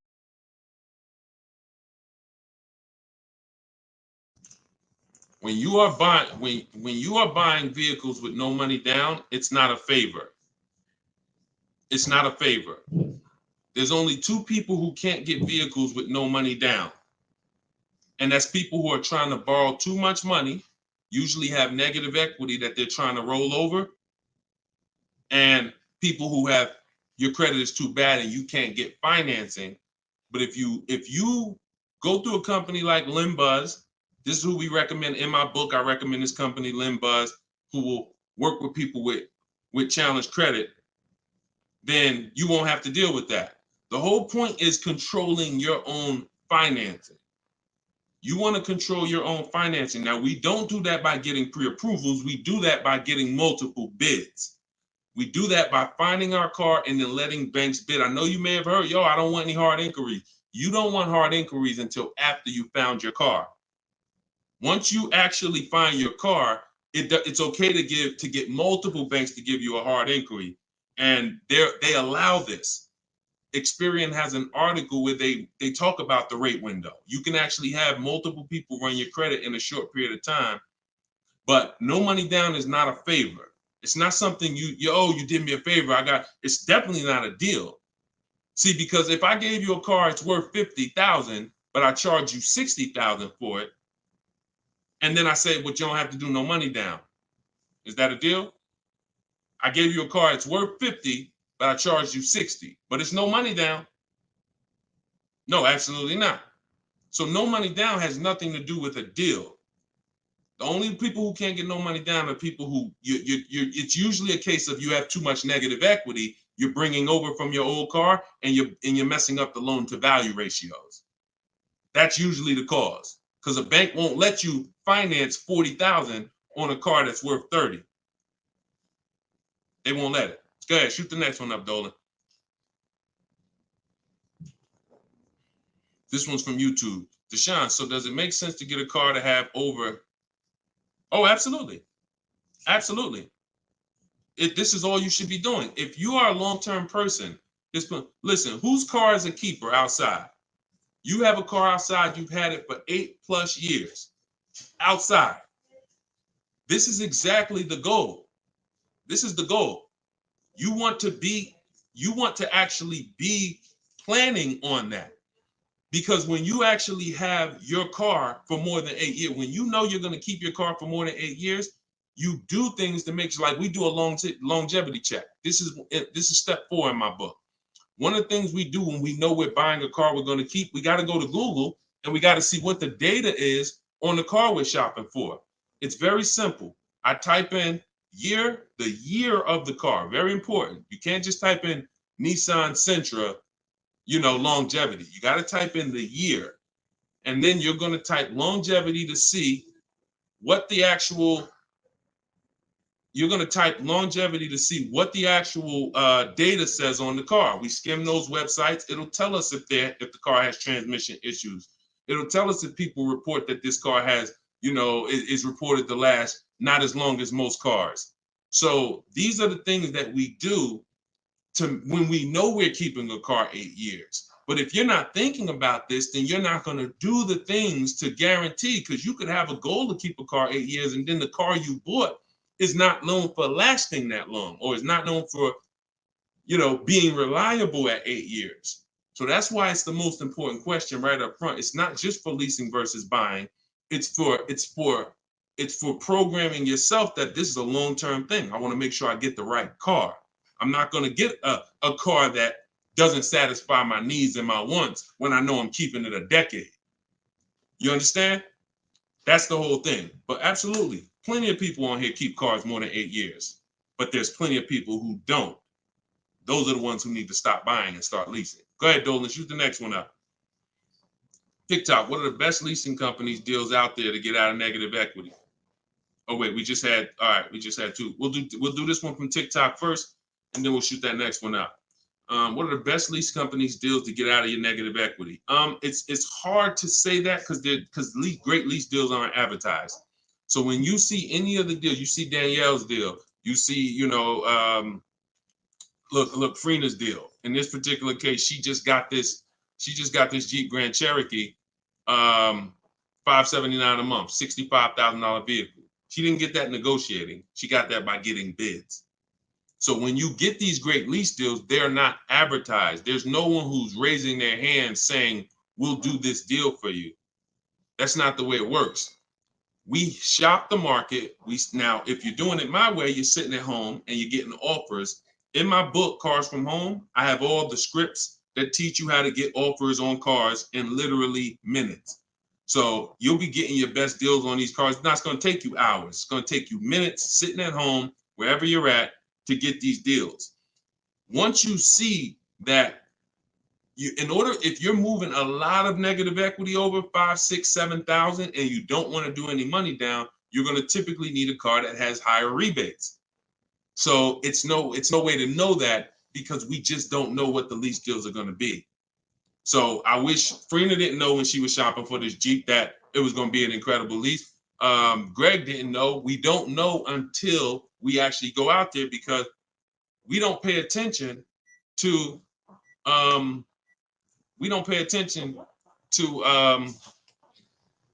am I trying to say? Advertisements. We don't pay attention to advertisements. So hold on one second, y'all.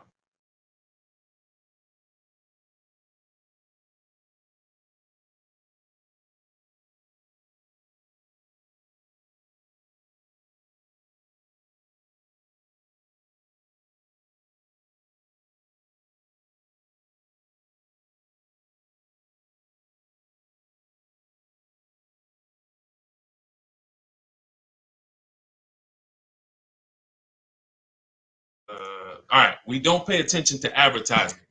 So I wish, and I've had tons of people ask me, Deshaun, is there a way that we can see great lease deals? Is there a way we can see who has the best rebates?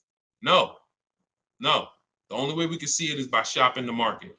It's the only way. I wish it was easier, but it's not. But once you learn to shop the market in 60 minutes from home, it's easy. So if I'm looking for a deal and I know I got to roll negative equity, or if I'm gonna sit at home, I'm gonna get my offers. I have something in my book I call a 25 to 5 strategy.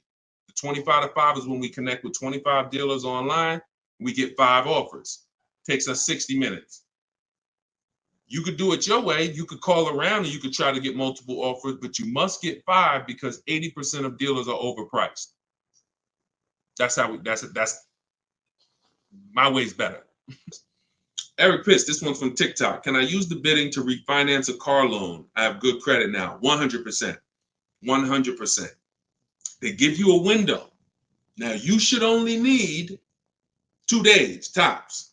You Google every single, and let's talk about refinancing. As many people bid as possible. You got a window of 14 to 45 days. You'll be way under that. It'll weigh as 1 inquiry when you finalize the loan. It'll weigh on your credit score as 1 inquiry. But you must do it because, y'all, why do you think there's companies that just want to loan us money? The money business is very lucrative. There's companies and banks and credit unions that only want to loan us money. They don't sell cars. That should be a hint. There's a lot of money in lending. So what we need to do is take shopping our loan rates seriously. We separate our transactions. So listen, let's stay focused here. You're gonna now call your bank. You're either go on their website, your credit union, or go on their website. You're gonna look for online lenders. Go on their website. You want as many people as possible competing to make sure you save all the money. But I'm going to give you a very important caveat here that you want to keep in mind. Everyone that loans you money wants to loan you more for longer. The longer you have a loan, the more money they make. So what they're going to do is they're going to show you what it looks like if you take a long loan. You've already paid for a year or 2. I don't know how long, but you've already been paying for some time. Once you take another long loan, now you've essentially defeated a little bit of your purposes because you're going to give some of that money back at interest.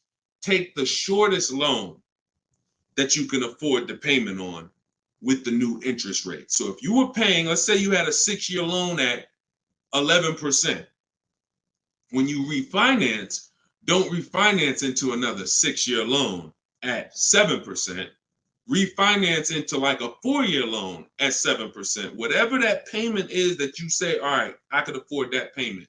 Because they're going to try to sell you on the low pay. Well, if you do 6 years, you could pay $300. Yeah, but you can always pay it off earlier. Don't fall for that. You want to make sure you look at what's the lowest, shortest term with that new interest rate so you can get that loan out of there faster. Okay? That's how you do it. Good question. Shoot the next one up, Dolan. All right, so this one's from YouTube. Milton.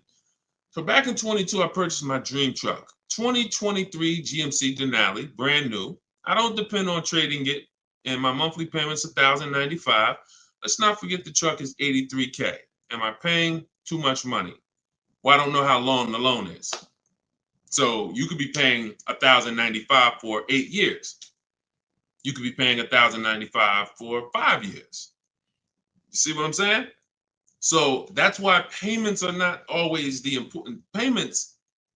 How much did you pay for the truck? You understand? See. It's the price of the vehicle that we focus on, not with leasing. I don't want to see what you got to be. And this is why I want you to have my book, or you got to be locked into what I'm saying, because I'm talking to a lot of different people on here, and your scenario is not another person's scenario. So you can't hear what I'm saying when I'm talking to Milton about purchasing and think, well, I'm shopping for a lease. He said, don't focus on payment. No, different. Okay, so when we're talking about purchasing, the most important thing is how much we paid for the asset. Now, I don't know what you paid, and I don't know how well you shopped. I don't know. So there's no way. And here's the thing. The way we buy cars is by design. We don't know. When you start getting bids and it's done, I'm going to just assume, let's just say, I'm not going to look at your deal and dissect it because I don't have enough information to do that. And plus, if the deal wasn't good, what good is it me what good is me? It's your dream truck. What good is it me? I mean, what good am I going to do telling you overpaid for it anyway? So let's not ask questions that could lead to hurt feelings and long-term remorse for our dream truck. But for the rest of you who are shopping and for the future, because Milton, your family's going to shop, you're going to shop again in the future. The way you've been taught to shop guarantees you never have price assurance. Price assurance means I don't have to ever ask if I could have paid less because I got bids. Negotiator, if you're not a good negotiator, type me in the comment section right now. Deshone, I'm not a good negotiator. I hate it. I don't like it. I'm an introvert. It's not for me. I feel like I always get the losing end of the stick. I just feel like, people take advantage of me. I'm too soft-spoken. Whatever reason. All right, Susan, I see you. All right, Christoph, I see you. All right, Jay, I see you. Okay, so when we look at negotiate, I'm a good negotiator. I did it for a living. But one thing I know about negotiating, why I will never shop this way, and I don't want you shopping this way, is because you cannot get price assurance. You can't guarantee you pay the least price when you're negotiating one-to-one. When you go into the supermarket and you see you're getting spaghetti sauce, there's 7-10 companies trying to sell you spaghetti sauce. They're all like, hey, hit me this week, Prego, I'm on sale. Vitellini, I'm on sale. Hey, Ragu, they're competing. Everyone competes for our business except car dealers. Everyone wants to compete. So the reason why we can spend money on these other items and we never have buyer's remorse is because we've seen so many options. Y'all get it? We've seen so many options. I knew I didn't overpay. If I told you right now, you got to go buy a 100-inch TV and you got to guarantee you don't overpay for it, you're going to be like, Deshone, I can do that. Why? Because you know where to go. I'm going on this website. I'm going on this website. I'm going on this website. I'm going to guarantee I get the best price on the TV. I'm telling you, bring that same thing to your car shopping. That'll eliminate your buyer's remorse. That'll eliminate you ever asking, did I get a good deal on this? Hey, did I overpay for this? Hey, could I save more money on this? Get multiple offers eliminates it. And there's no other way to eliminate it. Okay? So don't worry. I'm sure you did well, Milton. Enjoy your truck, man. And just know that whatever, I'm going to get better for next time. I'm going to make sure my family knows that they never got to ask this question. Every vehicle I buy, I'm going to make sure that I get bids, multiple dealers. I'm going to get enough bids to guarantee that I teach to get 5. In my book, I have a strategy, 25 to 5 shopping strategy. This is for new cars and leases. We connect with 25 dealers online.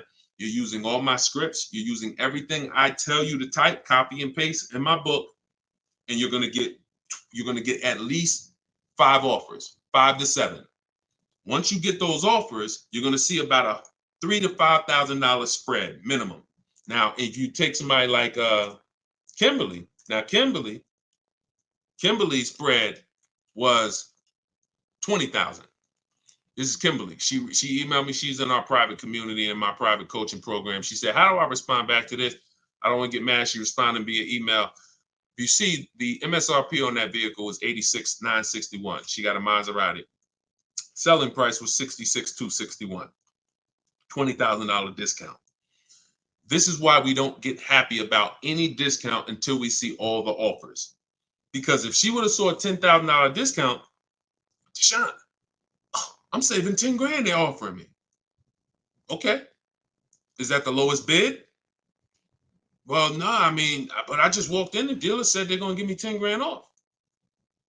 See how we could lose? We don't know what the bottom is. But when she gets her 5 to 7 offers, now she ends up saving 20 grand. It's different for every car. But if you don't get 5 to 7 offers, you won't truly know the bottom. And she's guaranteed. She has that price assurance. So we got to get bids. You could do it my way, which is the easy way, 60 minutes from home, using my scripts for new cars and leases. Different strategy for used cars. Or you could do it your way, which is calling around, stay in your house, call, talk to some sales managers, get 5 bids. It's up to you, but you get my book for 75% off. Get your copy, 75% off in my TikTok bio, and you'll have all my scripts. You use them for the rest of your life. All right, go ahead. Shoot the next one up, Dolan.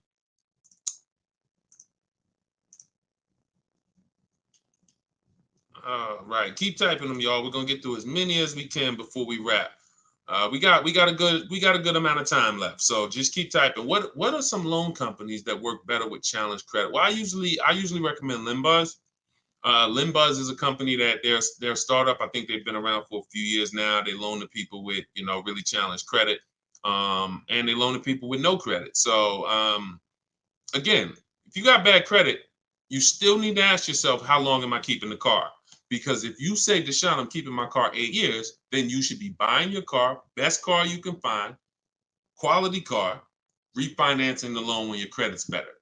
If you say, Deshone, I'm not keeping my car 8 years, then you should be buying the least expensive car you can get a loan on, driving it for 2 years, that's your sacrifice car, and then flipping out of that car into a lease. So the most important question is step one, always. It doesn't matter if you have good credit, bad credit, high mileage driver. The reason why in my 7-step program, the first question is, how many years are you going to keep the car? The 8-year rule question, that doesn't change. Doesn't matter who you are. Doesn't matter what your scenario is. 8-year rule is the question you ask yourself first to determine if this car is going to be a long-term purchase, in which case, buy it, great car, refinance later when my credit's better, or short-term, not keeping 8 years, but I don't qualify for a lease right now. So therefore, I'm going to buy the car, buy an inexpensive car to prevent a lot of negative equity later, because some people, you end up buying a car, $30,000, you're paying a high interest rate. You go to switch that car in 2 years into a lease, you're going to have a bunch of negative equity unless you put a good amount of money down. So to eliminate that, we sacrifice in the short term, drive a car, $10,000, $12,000, $14,000 car, and then we switch out of that car in 2 years for a lease. That's the plan. Here's a plan for everybody. You just got to know what your plan is. And if you come to me, I'll give you the plan. I don't even want your plan. I just want your goal. If your goal, if you come to me and you say, Deshone, this is my goal, I want a car, I'll give you the plan. Okay? Work my plan until it doesn't work. Trust my plan until it doesn't work. But I've been blessed to have 7,000, 8,000 people between our book buyers and the people who are in our video library, my coaching program. Since 2021, we've helped almost 8,000 people. So we're fortunate to know what works all around this country. Go ahead, shoot the next one up, Dolan. This one's from TikTok. It's 2024. What year should you be looking for if buying? Doesn't matter. Your question is new car or pre-owned car. If you're buying, that's a budget issue. In my book, I talk about something when you get to a values question, because some people, you can only get what you want and need in a pre-owned car for your budget. Some people, you can afford both. And you're like, Deshone, I got a budget. I could afford both. I could get a new one. I get a used one. Which should I get? That's a values thing. Do you want it? Some people say, Deshone, I get a new car every 10 years. I mean, I only get a car every 10 years. I'm going to get a new one. Some people said, I don't, you know what? I'm going to knock 30% off the price. I'm going to get a pre-owned. It's up to you. But budget dictates usually whether you're going to get a new or used one. But, I would get the best car for my budget. If I could afford. Now, here's the key. Here's something very important. Some of you actually look for 1 or 2 year old vehicles. I'm going to tell you why this is the danger zone. You don't know if I don't know what the brand new price is. If you're looking for something 1 or 2 years old, then you should shop for a new one first. Why? You're typically not going to have enough inventory to look at to really get a good gauge. When you start seeing my stuff, you'll see when you hear me talk about looking at options, multiple offers, multiple options, you'll see we're looking at lots of options very quick and making our decision. When you have only the only way dealers get pre-owned cars is someone trades it or they buy it off lease. And the average time, not many people buy a car and turn around and trade it in a year. So you're going to have a hard time finding a 1-year-old car. You might not a lot. You'll find a lot of them. You won't find a lot of them. And when there's not a lot of them, what does that give us? What is the potential for it?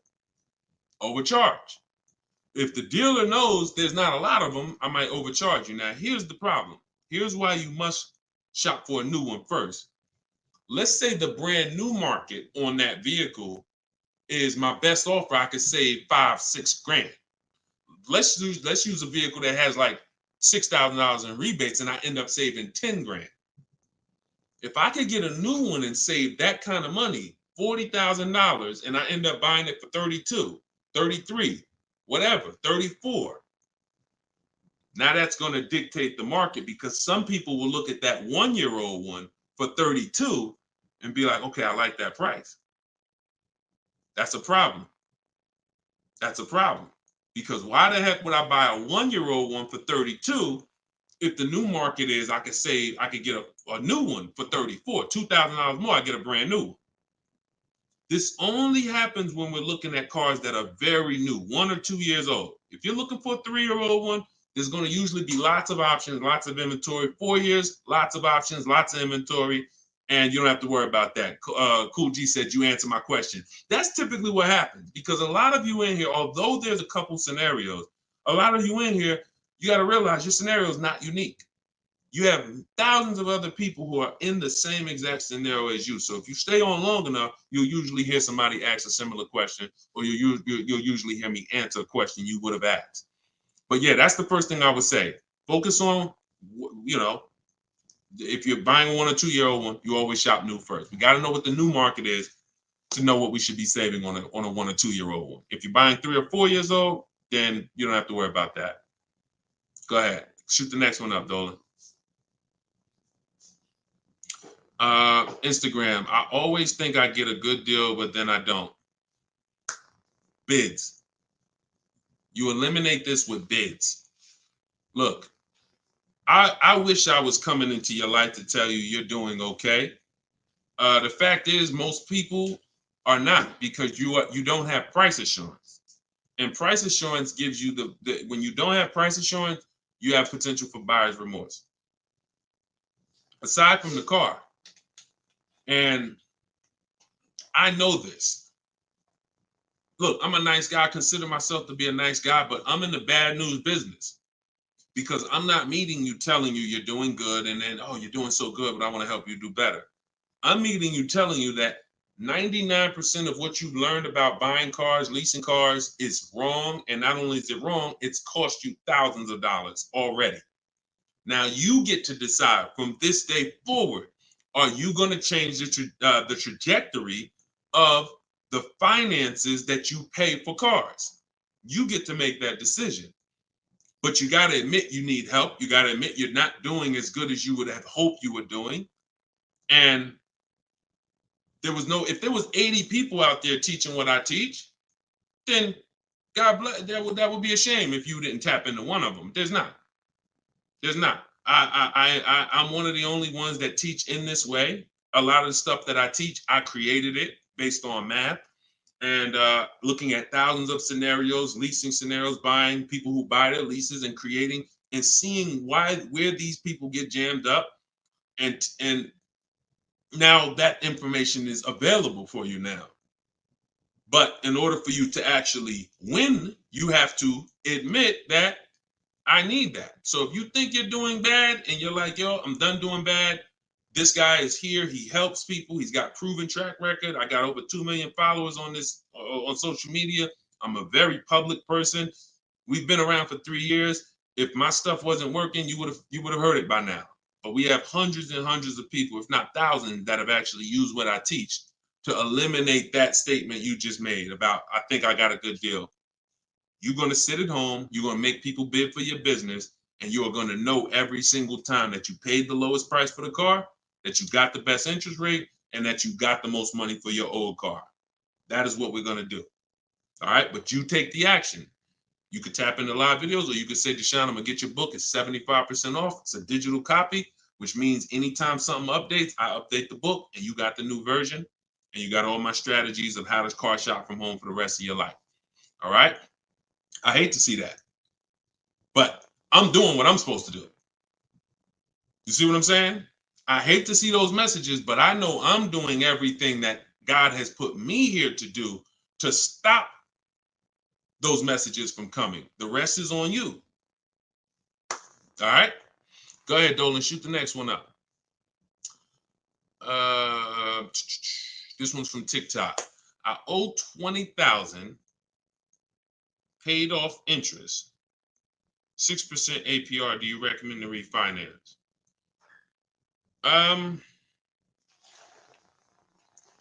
Depends on how low you could get. You know, rates are pretty high right now, but you know, I mean, maybe you don't go through the hassle of refinancing to save, you know, half a point. You know, that's tough. If you can't save a good amount of money refinancing, can't drop your, you know, but at the same time, money's money. So if I could save 1 point, that might save me $500 on my loan. You know, 1 point on my interest rate might save me $500. So, you know, I wish it was a site that shopped. In fact, we you know, maybe in the future there will be. We're working on creating something like this where you actually can, you know, have these banks just automatically tell you through a soft credit approval what the rates would be, so you don't waste your time. But that's tough, especially because we're in a season right now where rates are high. So I mean, you might find out that you know, based on where rates are right now, that's actually a pretty good rate. In which case, it wouldn't make sense to refinance. I wish it was easier. Trust me, some stuff I wish was easy. The products don't exist. The websites don't exist. So anytime y'all see me talk about stuff like that, like, it's because these things don't exist yet. And, you know, one day we hope to create them. Go ahead, shoot the next one up, Dolan. Great question. Great questions today. Absolutely, Matt. Yes, it would be great. That's why we're working on creating it. Okay. Yep. Come on, keep typing. We got a good we got a good amount of time left. We're going we'll probably stay on for another 15-20 minutes or so. When is the next time? Oh, when is the best time to purchase a car? Eric, I'm grateful for this information. My pleasure. That's what I'm doing. And listen, shit, look, could y'all run the likes up on TikTok? Tap the screen. If you're getting value out of this, before we answer this question, if you are getting value out of what we're talking about right now, type a $. Type a $sign if you're getting value out of what we're talking about. Y'all gotta understand something. Your people are out there suffering. They're losing. Look, in a nice way, I'm telling you, and you are saying to yourself, the more you hear me talk, the more you're saying to yourself, Dad, I've been doing this thing I've been doing this thing wrong. You were taught that. So you saying to yourself, if I haven't been doing half the stuff Deshone is talking about on this broadcast, I could only imagine how much money it's costing me. That's all going through your mind. That's fine. But you're in a place where you can now take action and change. Your friends are out there right now at car dealerships losing. This broadcast doesn't grow unless you tell them. Unless you tell your coworker, hey, you buying a car? Hey, you go to Deshone the Auto Advisor page. He does these live shows. Get your questions answered. This is where we have to get to. This is where we have to get to if we're going to really make a change besides, you know, changing our own bank accounts. That's the goal, but then we go and we help others. So I'm glad to see a lot of people getting value. All right, so let's do this. Let's answer this question. This one's TikTok. When is the best time to purchase a car? So this is marketing. marketing wants to tell you there's a best time to come in. Now, imagine you own a business where the customers are so trained that they come in the same time every month, no matter what. That's the end of the month. So the car business has, through years and years of marketing, told you the end of the month, the end of the year, best time to buy a car. Imagine that. You got a barbershop and everyone knows end of the month come in, you just get a line out the door. But the fact is, there's no better deals being done that day than shopping multiple offers throughout the month. Here's why. They've told you, well, dealers want to make their numbers. Well, dealers are trying to make their numbers from day one. And when they see, we used to look up sometimes and we knew we had to do 250 cars for the month, 325 cars for the month. We look at the books, it's the 9th of the month. We only got 30 cars sold. What do you think is happening? We're getting a little nervous. We're not pacing to hit our numbers. Opposite end, I've seen months where we are ahead of schedule. What does that mean? We might hit our numbers on the 27th of the month, the 26th of the month. It doesn't matter. We, the best dealers, are trying to hit their numbers throughout the month. So when it's the 9th of the month and no one's in the dealership and no one sold the car today and there's daggone tumbleweeds going through the showroom and everyone's praying for a customer, what do you think happens when a person reaches out then and says, hey, I'm looking for a car? But marketing tells you otherwise. Marketing says no matter what, coming at the end of the month. So there is no best time to buy a car. Here's what I would tell you. There's a best time to be in the market. In my book, I teach something, and I always teach this: 2 dates. Your no later than date and your as soon as date. No, as soon as date is the soonest day you can accept a deal. The soonest date you can accept a deal, that we call that you're in the market. That's step 5 in my book, in the market. Looking at offers on websites, ready to take an offer down if it looks good. If a bid comes in and it wins, we're in the market. We don't do that until we can accept an offer. Now, once that's done, once we've established our as soon as date, we need to ask ourselves, what is our no later than date? Your no later than date might be end of the year. You might be saying, I got a kid going to college. I got to get a car by the time they go in the fall. You might be saying, I get a car by end of this month. That's your no later than date. Now, the time in between those 2 dates, that's our leverage. Because this is how long you can say no.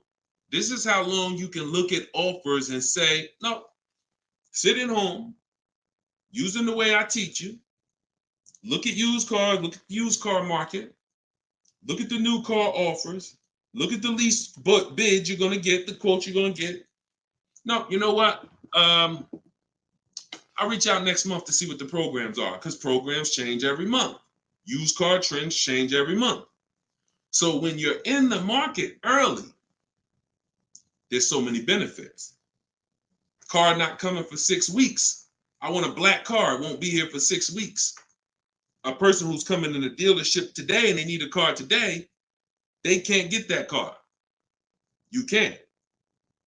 So being in the market early allows you to establish contact with dealers. If you're shopping for a new car or lease, establish contact, get bids, look at offers, say, you know what, I'll follow up next month. It also allows you to be top of mind. When somebody's sitting in their car dealership and they're like, look, all right, y'all, we're behind on the numbers. Anybody who makes us a reasonable offer today, we're accepting it. Now, every salesperson goes and looks at who they've been talking to, who couldn't get them to buy with the first offers. They couldn't get them to buy when they was trying to take shots. Now they're like, okay, hey, look, hey, Chris, man, are you still in the market? Look, I could do that deal now. Hey, we need a deal. See, when you take advantage of what I'm telling you and you start to understand these two dates that's in my book and that you'll hear me talk about, you'll understand that sometimes our best deal doesn't come in the first month. When I was shopping for my mother's Mazda 3 years ago, when she got her lease, I entered the market in October. I was looking at the offers. I didn't like them. Next month, I looked at them again. Didn't like them. December came. Dealer I'd been talking to said, hey, this is the new programs. I got this car. This is what I could do. We got a deal. Couldn't do that if I waited until December to come into the market. Couldn't do that if in October, I needed a deal. So there's no best time, in my opinion, to shop for a car because, as I said, beginning of the month could be a great deal. End of the month could be great. Beginning of the year, when you're talking to multiple dealers, somebody's going to say, I need to sell a car immediately. That's why we do this from home. But the best way to buy a car, in my opinion, is to know these two dates and to use that time in between those two dates as your leverage to say no. All right? Look, I can't give you short answers. Look, I'm put that one up. We're going to go to that question now. We're going to go to this one on Instagram now. But understand, this is why we have been losing short answers for major 5-figure items. Got to give you the long version. Because once you learn it, once you see, this is repetitive. Once you get one car, 2 cars using the cars from home strategy, you're going to see. See, that's why when the first time you use this stuff that's in my book, first time you use the car from home strategies, whether you're using them manually or whether you're like, Deshone, I want to use exactly what you say, your scripts, I want to do it your way, doesn't matter. Once you see, I do this over and over. Your first deal might take you 90 minutes, 2 hours, because you're just learning which websites to go to. If you don't see me say, go to this website, don't go to it. It's a waste of time. But once you see, you're going to be like, okay, rinse and repeat. You'll go from getting cars in 2 hours to 90 minutes from home to 60 minutes from home to me. I can get any car I want. I can find out the best deal in 45 minutes. Copy and paste. Copy and paste. My Infinity truck I got took me, once we decided what we want, I spent no more than 60 minutes online to make sure I got that vehicle, save 42% off the price when it was new, 3 years old. So this doesn't take you long. That old way that you were programmed to use, that takes you a long time. That's headache. This is 60 minutes from home. That's what I want for you. Go ahead, shoot the next one up. Shoot that Instagram question up, Dolan. All right, how do I get quotes from car dealerships to take with me to take in my lease? I will be leasing another car. This is without having a credit check run. Yep, we never need a credit check to get quotes. Now, some people will tell you that. Now, if you're at home, then you'll see when you're at home, there's a script that I use when a dealer says they don't do something, and we require all our customers to be here to get a quote. Okay, well, I'm talking to a couple of dealers. No one else has said that. Should I remove you from the list? See what I'm saying? You're gonna see when you're using Deshone scripts, you saying what I would say. you see what I'm saying? So if you are in a dealership, I can't help you. I don't even want to even talk about that. I'm not going to tell you how to go, and it's like oil and water. Somebody called me back when I was first coming out the business and I was first starting this education business, and they said, Deshone, somebody told me to call you. I'm in this Toyota dealership, man. I'm trying to see how do I get the price down on this car? I said, get up and walk out. Get up and walk out. Because if you're in an 80% dealer, you can't, no matter how much they take off, you lose. The only way you're going to win is to sit at home. I can't tell you how to mix the old way of shopping where you have no leverage, where you have no price guarantees, where you leave, no matter what price you get, you always wonder, could I have done better? I can't tell you how to mix that with what I teach. But if you're willing to unlearn that and say, okay, that's what the car business taught me. That's what I learned it from my parents. That's what the car business taught my parents. But no, we're going to do this. I'm going to use what Deshone, this is a car salesman, 14 years. Now he's educating us from an insider standpoint. You come out of that and you sit at home and you call and you could do it manually. You could do it manually. Look, I can't twist anybody's arm to get this book for $24. But if you're going to do it manually, realize there's people trained and you're going to talk to them, which means you got to be aware when you talk to them. That's why I say only ask for sales managers. Only ask for sales managers. Because if you try to do this with salespeople, some sales managers will make it hard, but you got a better shot. But you need to get 5 quotes. Doesn't change because 80% of dealers are overpriced. Now, my way, in my book, I teach something called the 25 to 5. It's all online. So we're contacting 25 dealers through their website, and we're having conversations with usually 7 to 10 of them, copy and paste scripts you're using, and you're keeping the conversation moving forward. Our first goal is to see who has a car I want.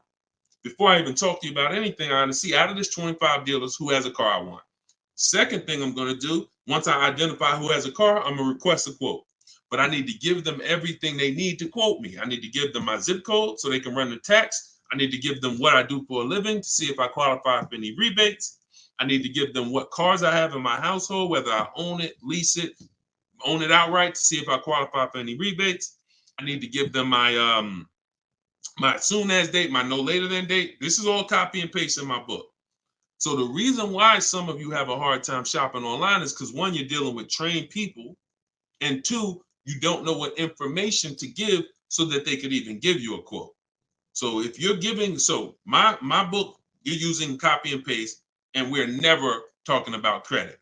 It's not even a question. In fact, one of the things we say in one of my templates is assume tier 1. So we're assuming tier 1, getting our offers, and then we are not letting anyone run our credit. This is not just for leases. This is for everything. No one is running our credit until after we've agreed to buy something. We're telling them assume tier 1. If I don't qualify for tier 1 later, we'll talk about that later. But I want to see the price. Tier 1, I want to see the price. And that's what we do. But never if you only way you'll fall for that is if you're in dealerships. Oh, I need to run your credit. You know we can't give you a quote. You run into the wrong salesman who don't care. He'll say anything. She'll say anything. Well, I just can't. We can't give you a quote. We don't know what you're gonna qualify for. Yeah, you could assume tier 1. Yeah, but we had people come in and say assume tier 1 and it just messed it up. So we like to not quote without a credit. You're in the wrong dealer.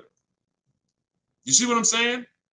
These people are by design. We're trying to run them out of business. When more people, this is why we're trying to get this broadcast out, because until more people start shopping online, they're going to continue to do that stuff. See, as more people shop online incorrectly and walk into dealers, they can get away with doing this stuff. But when they know 600 people are going to walk in their dealership over a weekend, Friday, Saturday, Monday, holiday weekend, President's Day, we're going to get 600 people walk in. Why would they change? Would you? Unless you're just a person of ethic, why would you, if you got a business where 600 people come in the door, why would you change? But when we start shopping online and that 600 goes down to 400, and then that 400 goes down to 200, and they see that we used to get 200 inquiries online, now we're getting 700 inquiries online. Now everything's gonna move to we gotta do this online thing properly, or we're not gonna sell cars. That's why the future of if you really want to enjoy car shopping, you need to tell friends about what we're doing. Because the more people that shop the old way, it hurts us that are shopping this way. Doesn't stop us from getting great deals. We just got to continually weed through these car dealers because they're like 80% of our people coming in shopping the old way. So, all right, go ahead, shoot the next one up, Dolan. Great questions today. All right, this one's TikTok. I want to buy my sister's car lease after it's done in July. Is that possible? Nope. Your sister, I'm gonna tell you why. This is a common question. Some people want to buy, some people want to, buy their lease and give it to their family member. The family member can't buy it directly because only two people can buy a lease. When you buy your lease, there's only two things there's only two types of payoffs. A customer payoff, which is for the customer, and a dealer payoff, which a dealer could pay. That's it. There's not a third part. So what would happen is they would have to buy the car and then sell it to you. And if there's a loan on it, that's going to be, it's going to take a little time. It's not impossible. It's essentially a private sale. They're buying it, paying the loan, going to buy the lease out, and then they're going to write up a purchase order, and you're going to get a loan. You're going to have to get you're going to essentially have to get a private party loan to buy that vehicle from them, when you could just go and learn to get your own great deal on a used car. See, why, if it was easy, then go do it. No problem. Buy my sister lease. But if I just told you that it's not easy, it's a lot easier for you to just learn to get your own great used car deal, then that's what you should be doing, in my opinion. Because that other way, I just told you what it's going to take. All right? Go ahead. Shoot the next one up, Dolan. All right. Keep them coming. We got a couple more minutes. Let's go. When will you be live again so I can inform my people? Mike, we're working on getting a link in my bio where you could actually just go to that link and get a notification. You'll see it on a calendar. Hopefully we'll have that by the end of the week. And you'll be able to just be aware. Right now, only the people on my email list are going to be notified. But yeah, hopefully in the next about a week, hopefully in the next couple of days, we'll be able to have that where you'll be able to see the calendar and join. All right, so just stay close. Stay close. This is all stuff we're optimizing day by day. Every day we're optimizing this, so just stay close. All right, go ahead. Go ahead, Dolan. All right, TikTok. What if I buy at a lower interest rate with a longer term, but make extra payments monthly? I mean, if you have the discipline to do that, I think if you're I teach something called the rule of 72 in the 10th birthday. What does that mean? We don't take a loan longer than 72 months under any circumstances, and we have the car paid off by the 10th birthday. So we're not going to take a car that, give you an example, and why does this rule exist? Because I've seen all the bad scenarios that I've seen, or most of them, exist when people have loans on a car that's older than 10 years, or they have a loan that's longer than 7 years, 8 years, And so when you typically have a car that you want to get to a point where the car is paid off so that you can put money to the side for incidental emergencies, repairs, maintenance. If it's 7 years down the line and you're still making a car payment, especially if you bought a used car, the car is, 11, 12 years old at this point, you typically could run into issues. And also, we don't have any, it's a lot of people on here. Would anybody on here take a 50-year mortgage? Would anybody on here take a 50-year mortgage? Anybody? No, I see. No volunteers for the 50-year mortgage, right? Why? Why? Because you already are aware. You see that? Every one of you said no way, nope. You already are aware that when it comes to home buying, there is a limit. You're trying to force this. You're trying to force yourself into this house if you got to take a 40-year mortgage. 40-year mortgages are available. 50-year mortgages are available, but we know it's inherent already that if we got to take a 40-year mortgage or 50-year mortgage, we can't afford that that house. We don't have that for cars, which is why I looked and I said, okay, super conservative people take a short loan, 3 years, 4 years. You typically, there's not enough data that proves that you need to take a loan that short to actually avoid problems. You pay a little more interest, 100%. So you always take the shortest loan you can afford, but I'm talking about problems with the vehicle. I'm not talking about interest. You got to combine what the nightmare stories is not. I paid on a car for 6 years and I paid that much interest, because interest can be fixed with refinancing. The nightmare story is my transmission's having problems and I still got 2 years of payments left on the car. Car's in the shop and I still got a payment. If you've been in that situation, you understand how car's in the shop right now, can't drive it, and that bank wants their payment every single month. We're trying to prevent that. And we're trying to prevent you getting to a point where you can't put enough money to the side to make sure if God forbid something happens to the car, you have the money, you have the cushion. So we use a safe marker, which is 6 years. But we combine that with the age of the vehicle, because I've seen people buy a car knowing they can't afford it, but they're buying an older one. Deshone, I want to get that BMW. Deshone, I want to get that Jeep, that new Jeep. Deshone, I want to get that whatever. Okay. But the one you want, in order to get it where you want it at, you got to take a 7-year-old one. 7-year-old one, you need to pay cash for that vehicle. Why? Because what you're going to do, if you tie a 6-year loan to that 7-year-old vehicle, now that vehicle's 13 years old before it's paid off. So when that transmission goes, or when things start happening because the vehicle's 9 years old, 3 years, now nightmare. So I had to create these boundaries. You don't have to use them. You can step over them. It's okay. But now you know there's boundaries. See, I'd rather you know.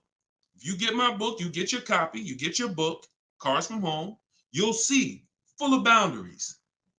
Full of boundaries. Strategic moves, strategic shopping, ways to look at car. Okay, when I'm buying a used car, I need to make sure the Carfax look like this. I need to make sure that boundaries. You've never had them. So if you step over them now, at least you know you're stepping over a boundary. At least you know you're taking additional risk. See, if there's no speed limit, how do we know we're speeding? Once they put, speed limit 65. Okay, now I know when I step over that, I'm breaking a boundary. So this is what we are bringing to car shopping. Based on horrible circumstances that we're trying to help you avoid.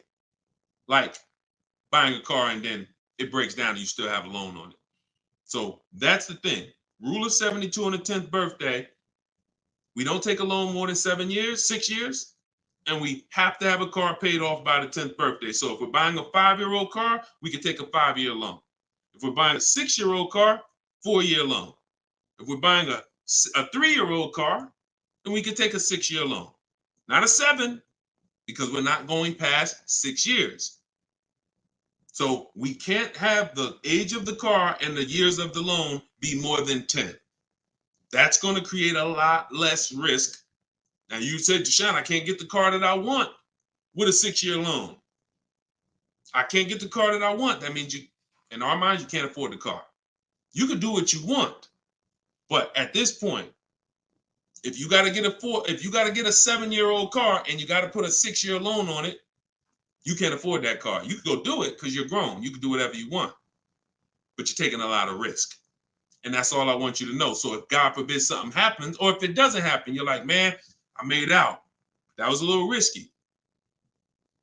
But if something happens, you can say, Dad, took a little risk and I shouldn't have. You understand? All right. All right, we're an hour and 22 minutes in. You know we could go all day, y'all. I really want to continue to all you guys are chatting with a video recording. Slade, you see what I'm saying? This is what I call confidently wrong. You know what I'm saying? Person comes in, you know, look, how you feel, Slade? How you feel? All right, so look, y'all, we'll wrap it up. I will see y'all on the next one. Like I said, in the next couple days, we should have a link in the bio where you'll be able to see exactly when we're live. Jump on. But for those of you who just jumped on, everything that I teach, everything from my videos is all from my new book. It's a digital book. It's called Cars from Home: 7 Steps to Saving Time, Money, and Avoiding Dealerships. No matter what your scenario is, it's broken down in 7 steps. Negative equity, high mileage drivers, you want to lease, you want to purchase, it's the same 7 steps. You just need to learn those 7 steps. And as you use it, you'll see you'll never go back to the old way. You'll never go back to the old way of shopping again. Once you start getting great deals in 60 minutes, 90 minutes from home, making people compete for your business, and you can get your copy for 75% off for 30 minutes. After that, it goes back up to $97. So you can go and you can actually click the link in my TikTok bio, grab your copy, or click the link in my Instagram bio, grab your copy, or you go to Deshone's book in the comment section, or scan the QR code.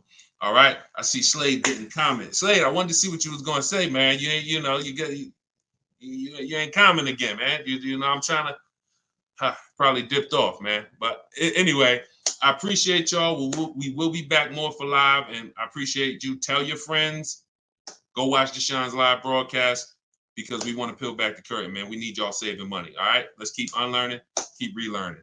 God bless you.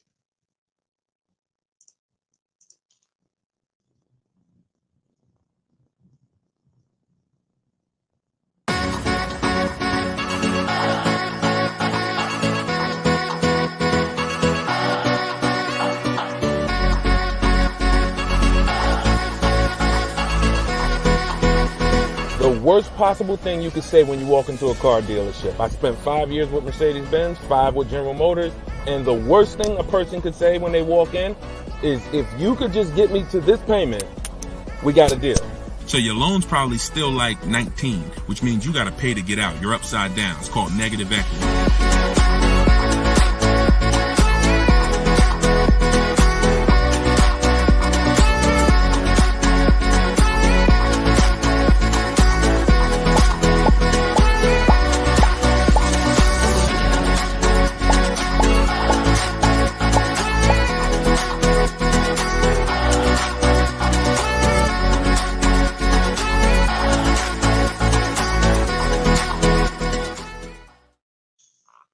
Welcome to episode 3 of Car Shopping Questions and Answers. I'm your host, Deshone the Auto Advisor.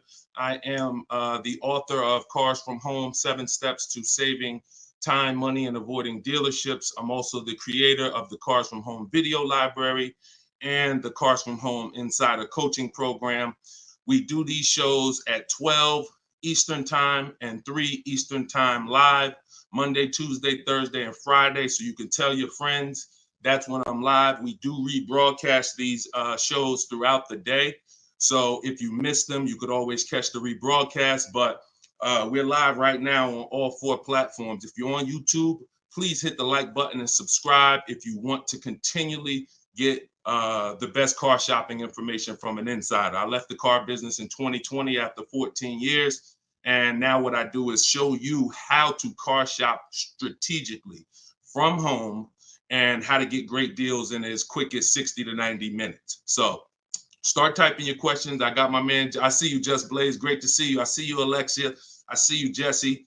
Start typing your questions. We're going to have my man Dolan, who's moderating in the background. He's going to bring all these questions in from all 4 platforms. So, oh, by the way, the show is sponsored by my new digital book, Cars from Home, 7 Steps to Saving Time, Money, and Avoiding Dealerships. You can get your copy for 75% off as part of our launch in my TikTok bio, in my Instagram bio, or you can click the link, Deshone's book, or scan the QR code. Let's throw that QR code up for them, Dolan, so they can actually see it if they're watching on a television.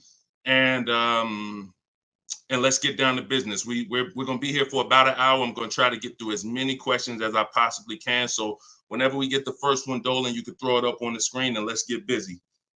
Shout out to the sharers too. I appreciate everybody who tags friends and invites people to the broadcast. We really appreciate you. Is there a different approach for no trading? I have a very old used car. Absolutely. So you can skip that step. So many of you know that step 2 in my process is to do an equity assessment, but that's only if you're replacing a car. The reason why you must do an equity assessment is because sometimes you'll find out your car either has equity, or if it's paid off, it's worth a couple $1,000s, in which case that goes into your budgeting. Now, you might put that money in your bank account and make your new car deal with no money out of pocket, or you might choose to apply a portion of that or all of that to your next transaction. But what I don't want you to ever do is wait until you get to the dealership that you're going to get the car from and then let them be your first offer on your current car. So if you don't have a car that you're replacing, then you would simply skip that step. You wouldn't skip step one, which is the most important question. This is when you're asking yourself how many years you're going to keep the car. But you skip step two, the equity assessment, because you don't have a car. Now, in your case, if you have a very old car, you still probably want to list that car on Facebook Marketplace because it's still worth something, unless you just want to keep it around your household. But if you don't have a car to replace, then you would simply skip to the budgeting step.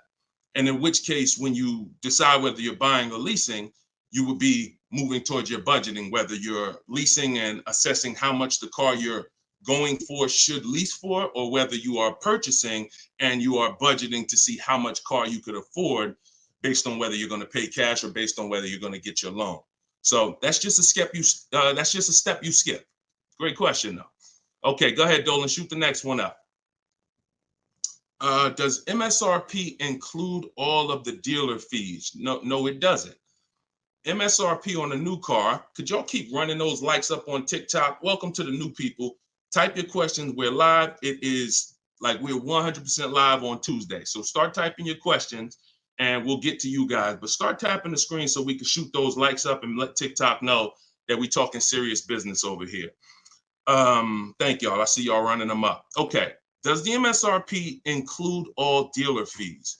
So it depends on what dealer. Usually no, because 80% of dealers, as I say, we have about 8,000 people that we've worked with since 2021, between the people who've gotten my book and the people who have used the video library, the Cars from Home video library. We get people data from all around the country. And what we see is about 80% of dealers are overcharging you, whether they're not giving you the discounts that their competitors would give you, or whether they're marking the MSRP up with bogus fees that they will try to convince you need to pay if you want to buy from them. So the only way that, if you're talking about, like, let's say I'm shopping for Toyota Highlander. When I'm looking at for example, let's say I'm shopping for a Toyota Highlander and I'm going to lease it. When I'm budgeting for a lease, our goal is to always assume about a 1.25% lease. So what I would do is I'd take that MSRP, let's say it's $48,000. I'd multiply that by 0.0125. That's going to be $600. $600 a month is what that vehicle should roundabout lease for when I find the best deal, which means one dealer beats all their competitors. And I'm not going to assume this to be the best deal, because we've had people who got 1% leases or 1.1% leases. We've also had people who get the best offer is going to be 1.4%. But what we're doing is we're using that middle portion.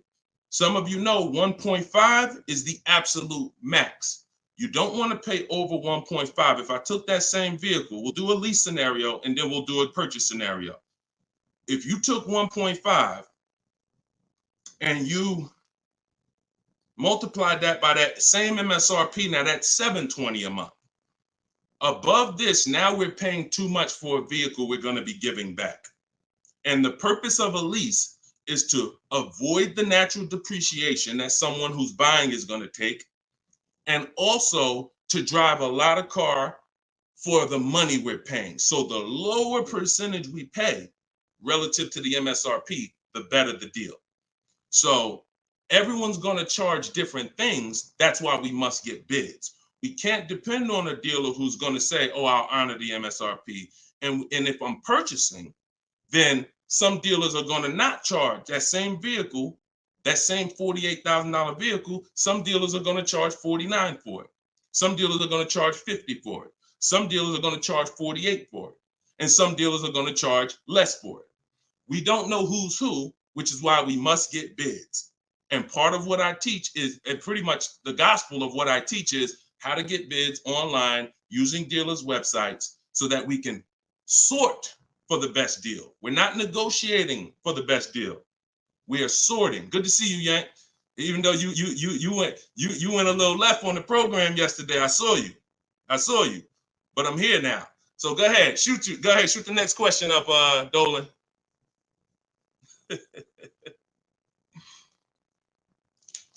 Okay, this one's from YouTube. Brandon, I have good credit, but for some reason they always tell me I need a cosigner. How do I get around that? If you're purchasing, you want to control your financing first. So I wouldn't let the dealer tell. If you have good credit, what you should be doing is you should be purchasing your car, locking up your best deal, and then coming home. And this is for all of you. Who's going to be purchasing a car? Who's going to be purchasing? Now, if you're not keeping your car 8 years and you're new here, then you're going to find out that you should be leasing. But for the time period, I'm just going to base it off of what you know already. Who's going to be purchasing a car? Type me in the comments. Matter of fact, I need to see Instagram because I can't even see. I know, Dolan, you can see it, but I need to see Instagram as well. Hold on. While I'm doing this, y'all type if you're going to be purchasing. Okay, I see you, Brandon. All right, hold on one second. Let me get to Instagram. All right.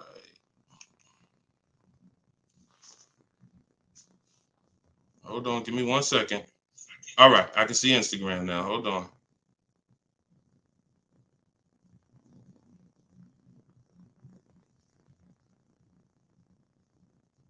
Give me 2 seconds. Okay, here we go. So if you're going to be purchasing, let me mute that. Yeah, I see you. She's like, please see us. I see you, LA Connects. Now I can see you.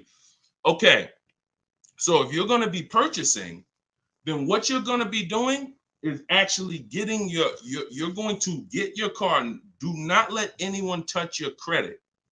No, this is for all cars, Crows. Just stay put. We talk about new cars, leases, and used cars. Stay put. Like we got lots of people on 4 platforms. So you never want to let anyone touch your credit until you have already found your car.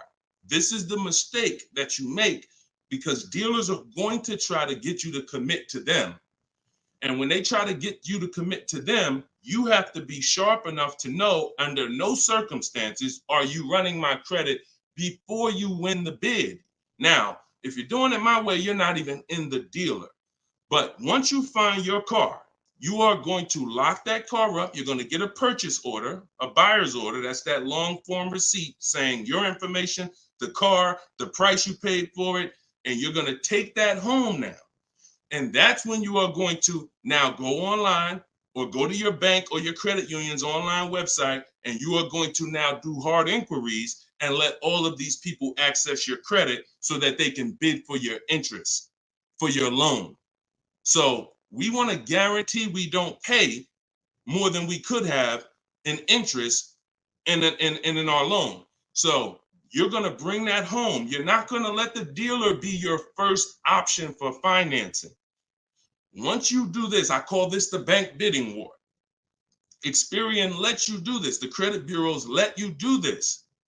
And once you do this, you're going to now get multiple bids, go to online. You want to be on Google, online lenders, everybody you can actually get in touch with, and everyone who bids, who does loans, let them have a shot at it. If you do this within the 2 days that I'm teaching you to do it, it's going to weigh on your credit like one hard inquiry. You'll see all the banks listed, but the effects on your score will be the same as one hard inquiry. This is called rate shopping. So you come on, you let them access. Now, as soon as you get the best offer, that's when you are now going to call the dealer who you have the car locked up with. And that's when you're going to say, hey, I got this offer. Now, if you can beat it, I'll give you the business. Okay, that's how you do it. That's how you guarantee. And if you look at that process, it'll work every single time. And your goal is to make sure you never leave any money on the table with a lender. And if you do that with the dealership first, you're going to leave money on the lender and on the table, and you're at their mercy. That's the bank bidding war. All right. Go ahead, shoot, and feel free to ask any follow-up questions. Go ahead, Dolan, shoot the next one up. This one's from Instagram. How do I get out of negative equity? There's 3 ways. 2 of them lead to a car, 1 of them don't. First is you do an equity assessment. The equity assessment is when you call the bank, find out your payoff. Once you get your payoff, you're going to go to, this will take you 20 to 25 minutes to do. Everybody who has negative equity, focus on this right now. You're going to go to CarMax.com, Driveway, Carvana, Kelly's Blue Book Instant Cash Offer. Do not use KellyBlueBook.com. Kelly's Blue Book Instant Cash Offer. Our cars are only worth what someone's willing to cut us a check for. That's all they're worth. So these companies I'm giving you make you a cash offer. That's what we want. Kelly'sBlueBook.com. Instant cash offer. Car Guru, sell my car, and Auto Nation, sell my car. That's going to get you 6 offers. Now your best route to go is whatever your negative equity is based on those offers. If you can pay the difference, that's where you want to go. If your best offer is 21, but you owe 23, you want to pay that $2,000 and get out that car. Because the second route I'm about to tell you is going to give you a greater amount of negative equity. And then when you go to do this, you're going to see that you have less control. So your second route, if you can't pay the difference, is you must get the car from the dealer who actually you're buying the car from. You must give them your old car because you need them to wrap your loan. You need them to wrap that negative equity into your new car deal because you can't pay the difference. And 9 times out of 10, the car is not going to be worth to that dealer what it's worth to CarMax or Driveway or Carvana or one of these online bidders. So you'll find that your highest offer from the online bidders might be 21. Your highest offer from the dealer you're going to get your car from might be 19 because it's not worth that to them. So that's why I say plan A is pay the difference. Plan B is if you can't, you have to get your car from that dealer and ask them what to assess your car and see what it's worth to them because you need them to build it in. Now, if your negative equity is too much, if you have too much negative equity, then you're going to have a problem getting out because you're going to have you're going to mess up the loan to value ratio. You can't move 15 grand over on top of a $30,000 car and expect the bank to approve it. They're going to require you to put money, in which case you got to stay in that car. You either got to put the money down to get out, and or you got to stay in that car and pay down that balance. Those are the only 2 ways. And the cause of negative equity is you don't understand leasing. 9 times out of 10, I've been doing this since 2006. 90% of you who have negative equity, the cause is you don't understand leasing. In the next 2 days, I'm going to do a leasing versus buying class on this show. So make sure you are tapped in so that you can understand how much not understanding leasing has cost you already, and you can stop listening to this bad advice about leasing. Okay? All right, y'all. Listen, I'm not seeing the shares. I'm going to be honest with y'all. Y'all know I keep it straight. I'm a straight shooter. I'm a straight shooter. We live right now, and we talking about financial information that no one in this world is talking to you about at this particular time. It's not 20 Deshone the Auto Advisors out there. Tag somebody, invite somebody. Don't be selfish, okay? That's the problem. What got us into this problem is selfish car dealers.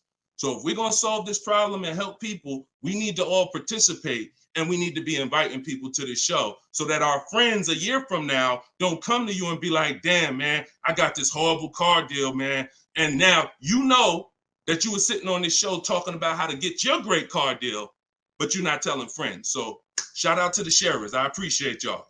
All right, go ahead. Shoot the next question up, Dolan. I see you, LA Connects. Appreciate you. Let's go. When I see leases advertised on TV or radio, why do they always have thousands do a signing? Well, this is a similar question. All right, Steve Phillips asked a question from TikTok, and then I see Dreamer asks about advertised leases that she sees that always require thousands down. So you always tell people how to customize your lease. You do not go into a dealer. If you first of all, we only go into a dealer to test drive. If you're shopping for a new car or a lease, you should only be in the dealer for 20 to 30 minutes, and your only purpose to be there is to test drive or to pick up your car because they won the bid. This is what I teach. This is all in my book, Cars from Home, 7 Steps to Saving Time, Money, and Avoiding Dealers. You can get your copy for 75% off. In my TikTok bio, in my Instagram bio, it's a 7-step system for leasing, purchasing, new cars, used cars, everything. But part of this particular way, we shop. Shopping is not buying. And what the car business has taught you to do is mix the two into one. You go shopping to decide what you want. That's the purpose of shopping, y'all, to decide what you want. Deciding what you want is test driving, making sure your kids can fit in the car, making sure it has enough room, making sure it feels good. Once you decide what you want, now you're coming home and you are emailing them through their website, and you're going to request your offer. So you are not ever going to say, work me up a lease, Mr. Car Dealer. If you say work me up a lease, they're going to work you up a lease based on probably a couple thousand down, probably leave out the tax and the fees, and you're going to deal with that nightmare of traditional car shopping. You are always going to request your leases with no money down, zero. Now, I want y'all to remember this. We do not want to use this term anymore, down payment. We want to start using, remember this, and I want y'all to write it after I tell it to you. Total out of pocket. Total out of pocket. Or you could put TOP. All right? Everybody who's locked in, I want you to type TOP. Okay? Type TOP. I want to see the people that are locked in. If you've been in my master classes, we're about action here. We're not about casual nothing. No one's fighting for your money if you're not. No one, you're not going to casually save $5,000, $10,000 and avoid this if you're not locked in. Okay, type TOP. I see you, Dreamer. I see you, Daryl. I see you, Brittany. All right, I see you, Jay Boogs. All right, I see you, Patrice. I see you, Instagram. All right, Instagram and TikTok locked in. I don't see Facebook and YouTube locked in. I'm just telling y'all. I'm gonna start calling some of you out, because you're not gonna win if you're not locked in. This is big money, and there's a $1 billion industry that is depending on you staying stuck in the old way you buy cars. So TOP, I see you. That's the term. No longer do you say down payment when you're talking to dealers. I see you, LaDonna. Way to represent Facebook. You are gonna say total out of pocket, because total out of pocket means, Mr. Dealer, this is the total amount I'm giving you. Down payment can be mixed up. Down payment can mean, $2,000 down plus tax. $2,000, no, it's different than out the door, more. That's a different term. There is a place for out the door price. But in this particular case, we are using total out of pocket when we are contacting dealers to request our offers. First payment is the only thing we are putting out of pocket when we're getting lease offers. So it does not mean we're not going to add additional money later, but it does mean for the offers that we're going to look at, I need my first month's payment out of pocket, and then you give me your offer. What that allows us to do is divide that monthly payment into the MSRP of the car and get that formula that I was talking about 10 minutes ago, that 1% formula, that 1.2%, that 1.5%. You can only work this with first month's payment out of pocket. So we dictate how we want the quotes. And if somebody says, hey, 2,000 down, you're still going to come back to them and say, hey, please resubmit the quote to me with only first month's payment total out of pocket. See, car dealers, we understand those terms. We know what total out of pocket means, but what we're depending on is that you don't understand what that means. The 80% of dealers are depending on the fact you don't understand what total out of pocket means, and they can just flip it up on you. So that's what we do. It's not about advertisements. Let me show y'all something before we move to the next question. Get the next question ready, Dolan. I'm going to show you a deal that somebody in the Cars from Home library made, somebody who uses my stuff. Don't shoot it up yet. Not yet, Dolan. Hold on. This is Charles. Charles got a Hyundai Palisade. $48,000 vehicle, $48,595. We always request our quotes with 12,000 miles per year, always. If you're going to do, Deshone, I do 18,000. Then you're going to adjust your mileage after you find your best deal. You're not going to do quotes for 18,000, always with 12. And then once we find our best deal, then we're adjusting. But Charles got $597 on a $48,000 vehicle. That's all he gave them, $597. So if he had depended on advertisements, he'd never get this deal.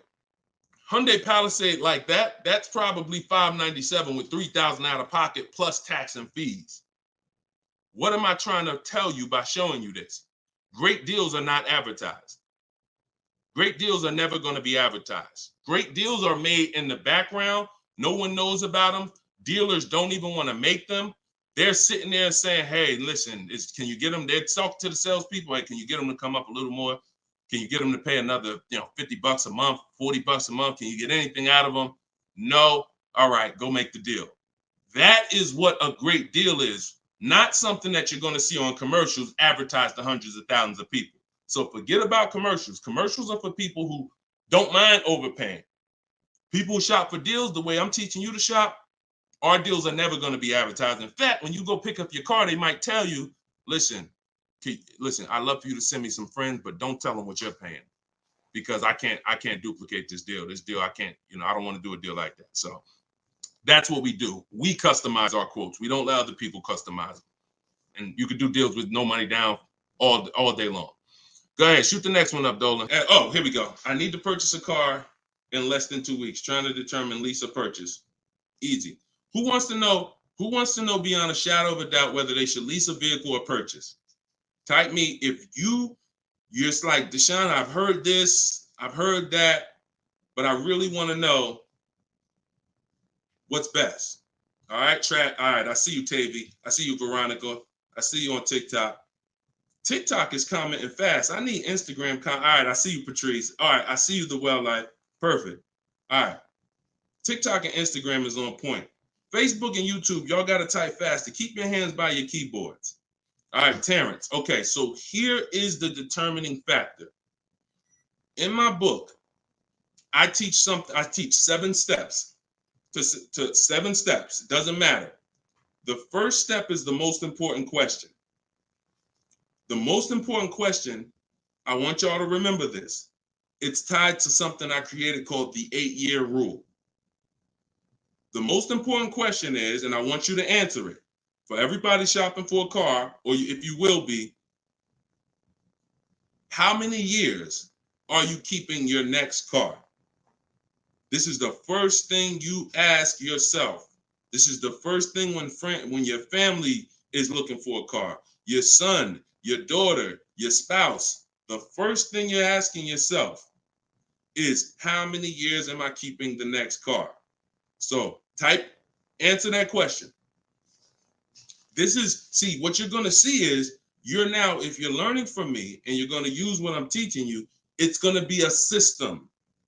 We're not winging it anymore. We're not randomly shopping and doing things based on, all right, I think I should do this now. I think I should do this now.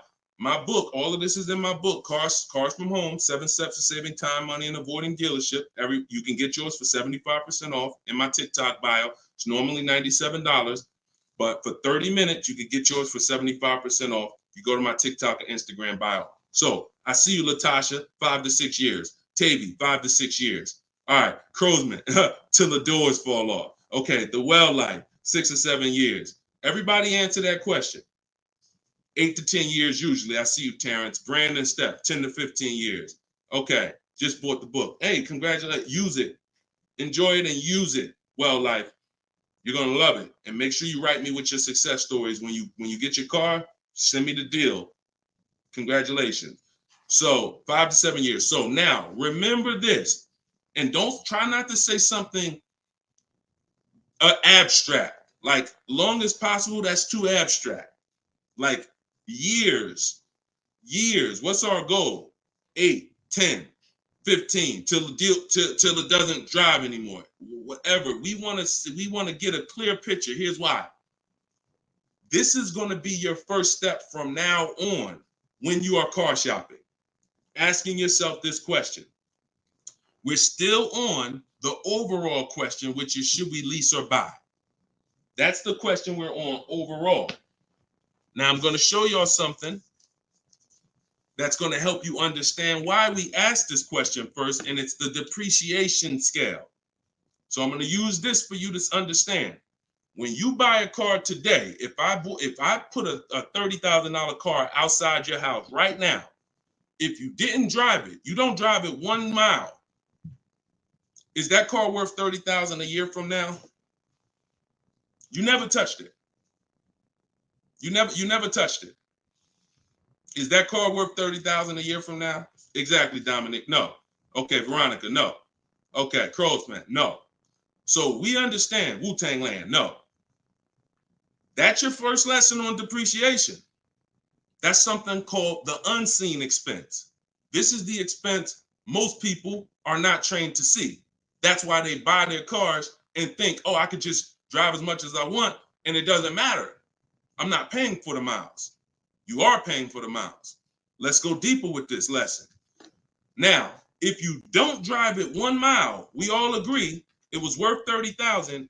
A year later, it's probably worth $25,000. We didn't touch it. Now, if we drive it average miles 12,000, it's probably worth 22. You know, if we drive it high miles, it's probably worth 20. So you see that no matter whether you buy or lease, you pay for the mileage. You pay for your usage. In fact, you even pay if you don't use it. So now, I want to use something a little harder than that.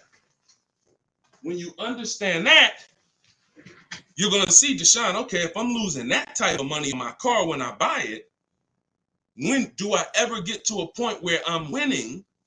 And the longer you keep a car, the more this starts to level out. So when you get to about 7 years, now you're no longer losing thousands of dollars every year. This is the purpose of the purchase, is to get to a point where your car is no longer losing value every year and you can keep it and it becomes something that is an asset because it's not taking money out of your house and you're not losing money. Now, the mistake is when you people who answered, if you're a person who said 5 years, 4 years, 3 years, 6 years, your mistake is buying a car and you trying to replace it while it's still on this type of drop. That's why you're never happy when you go trade your car. That's why you have negative equity, because the asset value is so low because it's dropping like a brick every single time for the first 5 years, every single year, first 5, 6 years. How do we avoid that long term? So every one of you that said, Deshone, 8 years, 10 years, you should be purchasing. Deshone, what if I'm not keeping it that long? You should be shopping for leases, because you cannot compare. Look at Danielle. Look at Danielle. Danielle's lease deal, she got $44,000 Audi A3. She's paying $550 a month. No money down. That same car, if she bought it, would be $900 a month. Every $5,000, some of you know, is about $100 a month on a 5-year loan. Depends on what the interest rate is. So that same car that she's driving for $550 would be about $900 a month to buy. So we have to understand, the leasing versus buying question is so easy once you just follow these parameters. You are avoiding depreciation when you get great lease deals. or you're avoiding depreciation when you buy and keep 8+ years. Anytime in between that or any other strategy, you are not avoiding depreciation. The unseen expense is what's taking the most money from your household, is the unseen expense. Everybody clear on that so far? If you're clear on that, type clear. If you're clear on that, type clear. I call this the 8-year rule. You will not, if you stick to this, you will win every time. And if you break this rule, you're going to lose every time. See, I can't help you get a great deal if you bought when you should have leased. Think about Danielle's deal that I just told y'all about. $550 a month on the Audi A3. Even the person who bought and they were paying $900 a month, even if they saved another $5,000, got a ridiculous deal off the car, which we could get. We help you get the best deal. That's no problem. But if you bought it, you're still $8 something a month. So if your deal is on the wrong foundation, there's no way to get a great deal. So buying versus leasing, the most important question, the 8-year rule, is your first step always. Okay, and I see a lot of people typing clear. So good. Okay, shoot the next question up, Dolan. And I know some of you are like, Deshone, I was taught all my life, don't lease. If you weren't keeping your cars 8 years, then those people who taught you that owe you some money. They're not going to give it to you, but unfortunately, they have cost you money. I followed your process and leased 2 cars. Your approach is easy and very transparent. This is Instagram. I appreciate this. The dealerships could not hide. Appreciate you. Come on. See, that's how I want every one of you talking. That's how I want every one of you talking. We're no longer negotiating to get our best deals. We are sorting and letting people come to us. It's oil and water. You got to complete. Why do you think I represent Unlearn, Relearn? Because I know the first problem I saw when I started teaching this in 2021, I started before that, but God blew me up in 2021. You know, we got 1.5 million followers on TikTok, and everything went crazy since then. We teach, but I was like, oh, people got so much bad information that they got to unlearn. I can't put good information on top of bad information. So you got to be willing to scrap that, realize it's cost you money. It's from people who don't understand cars. They might have bought 10 cars, 20 cars in their life. Now they think they're an expert. And that's just cost you. So you got to be willing to unlearn all of that stuff and learn the new way. And that's what we do here. So I'm glad. Enjoy. I'm so glad you're empowered, Coach Booker T. You're empowered. And that's what I want for everybody. Go ahead, shoot the next one up, Dolan. I have a Jag and need to downsize. All right, we'll get to you. I see you on TikTok. I have a Jag and need to downsize. Thank you, Brandon. Appreciate all the gifts on TikTok. Could y'all keep running the screen, the likes up, tapping the screen? If you're spending time with us and you're going to spend a couple minutes with us, can y'all just every couple minutes just tap the screen, keep shooting those likes up? We get TikTok's attention. We let them know we talking about things over here that more people need to hear. So appreciate all of you. I see you already. All right, this one's from TikTok. How long can you keep a car when you lease? Asking with miles. 3 years. 3 years. We don't do 4-year lease deals. Stay away from 4-year lease deals.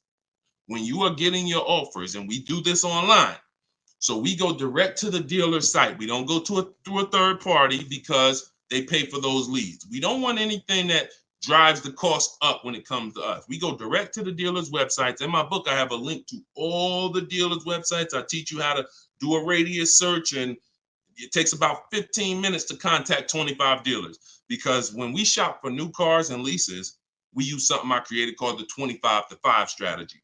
So we're going to connect with 25 dealers online, and then we're going to get 5 to 7 quotes from that. So we're going direct to the dealer's website. That also allows us to shop out of 25 dealers' inventories, because 1 or 2 dealers is not enough. They might not have what you're looking for. Now you're at the mercy of who has what you're looking for. When we connect with 25, we're typically going to be able to get 5 to 7 offers from that. So this takes about 15. It just takes about 15 minutes. But we don't want to, like I said about 10 minutes ago, we dictate how we want our leases customized. And our leases are always first payment out of pocket, total out of pocket, first payment, 12,000 miles per year. And then we are, we're doing 12,000. And once someone wins the bid, Out of those 5 to 7 offers, you're going to see, again, like I said, between the Cars from Home book, between the Cars from Home video library, and between my coaching program, we've done this with about 8,000 people since 2021. I can tell you we have enough data to tell you this is how it goes. Once you get 5 to 7 offers, you're going to see at least $150 to $200 difference from your best offer to your worst offer. That proves, that's why I say 80% of dealers are overpriced. So once you see that bid, you're going to, but we dictate that 3 years. We don't let people present leases to us. We tell them, this is how I want the lease. And if anyone suggests a 4-year lease, even a 3.5-year lease is too long, because you're eliminating the benefits of leasing, which is switching cars every 3 years. I want the latest and greatest. I want to pay the pennies on the dollar compared to someone purchasing. And I want to be able to switch cars, and most of the time be under warranty, depending on what brand you're shopping for. If you're shopping Chevy, if you're shopping Ford, if you're shopping most brands with a 3-year bumper-to-bumper warranty, once you go 3.5, once you go 4, you're out of warranty. So I don't even like going 3.5. If it's a ridiculous deal for 3.5, maybe, but I'm typically 3 years, 39 months, maybe, and that's in my template. We'll do 3 or 39 months. 2-year lease deals are rare. You don't really see great 2-year lease deals. But if a manufacturer has it, then a dealer would tell you. When we contact them, they'll tell, hey, we got a great 2-year lease deal. Are you open to that? Yeah, we're open to 2, but we're not open to going longer than 39 months. We're paying too long on a car we're giving back. Go ahead, shoot the next one up, Dolan. Great question. All right, I see you. Perfect. Great questions. All right, Facebook. What's the best credit score to have when looking for a good deal on a brand new car? It's no way to dictate that. All you can do is now, if you're at a point where your credit is in that fair range, which is in that low 6s, mid 6s, then I would tell you, if you can, get yourself up to close to 7, get yourself up to 680, 690, 700, because that fair range is but that's really mostly with leases. But even even if you look, some of you are homeowners. When you buy a house, we're trying to get our credit to wherever it needs to be. If it's not there from the get-go, realtors will tell you, get your credit here so that you can get a mortgage. If you have the luxury of time, then sure, work on it. But our process, the bank bidding war process, eliminates the need for you to actually do this, because what it's going to do is going to, no matter where you find yourself at, you're going to get so many bids, you're going to make sure that whatever the best loan was that you could qualify for, you got it. I talked about the bank bidding war at the beginning of the show. So y'all know, if you're on YouTube, watch the replay, rewind it, watch the replay. We are live at 12 and 3 p.m., y'all. We're doing Monday, Tuesday, Thursday, Friday, 12 p.m., 3 p.m. We are live. Actually live, but throughout the day we rebroadcast these shows so that more people can see them. But in any time outside of that, I want you to go back and watch the replay if we answer something that you ask. And you want to find out, if you get the book, you'll see the bank bidding war that I send out with the book. That's how we get banks and credit unions to bid for our loan. But I explained it earlier in the show. All right, shoot the next one up, Dolan. All right. This one, show enough from YouTube. Quick question: would you pay $9,000 for an SUV with 164,000 on the dash? It's a 2014. All right, so great YouTube name and picture. Shout out to The Last Dragon. No. Well, look, it's car specific. When we shop for used cars, who's going to be shopping for a used car? Type a letter U. I want y'all to listen up. We use a process called the multiple marketplace strategy. This is in my, now I told y'all, our process for shopping for new cars is, or new cars and leases, is the 25 to 5. Our process for shopping for used cars is the multiple marketplace strategy, because we want to be on every marketplace that has a car. And there's 8 of them: Driveway, Carvana, CarMax, Carfax.com, Car Gurus, AutoNation, Cars.com, eBay Motors, and I'm missing one. These all have different inventory. Now, some of the inventory is the same. I've seen times where you go on you go on Auto Trader, and the price hasn't been updated, but you go on Car Gurus and the price has been updated. So there's a car for 36. Same car on Auto Traders is 34. So you must be on all marketplaces. But then there's a process that we use to sort down to get a quality car. First thing we're going to do is, if you are aiming for a car, you need to do a longevity check and a reliability check. This takes 5 minutes. We type in the year, make, model into Google, reliability, and we skim those first couple articles. If you see a bunch of stuff that says questionable reliability, 7 out of 10, 6.5 out of 10, that's enough to eliminate the car, in my opinion. After you type in reliability, and look, my whole process for shopping takes 60 to 90 minutes. So everything I'm telling you to do are 5-minute things, 20-minute things, 15-minute things. We do this right from home. That's why the book is called Cars from Home, 7 Steps to Saving Time, Money, and Avoiding Dealerships. So now, once you do reliability, now you're going to do longevity. Longevity is going to tell you what the data says about that car long term. If it has transmission issues, if it's not known for lasting. Sometimes the longevity records on Google will say this car is known to last 200 to 300,000 miles. So that's the first thing. Thank you, Mr. Super. I see you. That's the first thing. Before we even look at a car and consider it, we got to make sure we do that 5-minute check. Now, once we move past that, now we're moving into our process of sorting down, because we could have a good car with good data, but we could get a bad car based on the previous owners. So first thing we're looking at is the Carfax. Carfax. We want to know what that title's like. Is it salvage? Is it rental? Is it frame damage? Is it rebuilt? We're eliminating those. Now we're moving on to service records. This is the biggest indicator, in my opinion, on if a car was taken care of. It's not title history. It's not accident history. It's service records. Service records. So if I see a car and I see that the service has been done year by year, whether it's a one owner, and I can see every couple thousand miles, service. Great indicator. Great indicator. Opposite is also true. Hold on, Darryl, it's in my TikTok bio. You won't leave the broadcast. He said, how do I get the book? Go to my TikTok bio, click that link. You'll see a link for 75% off for 30 minutes. Grab your copy. It'll be in your inbox in a couple minutes. Okay? And everybody who's on here, you can get your copy for 75% off my new digital book. And I do updates. So anything changes in the market, I update it so that it stays fresh, it stays relevant. So once we move past service records, now we're moving to accident history. Now, all accidents aren't created equal. If you see an accident and it says airbags deployed, that's a deal breaker for me. If you see an accident and it says vehicle towed, that's a deal breaker for me.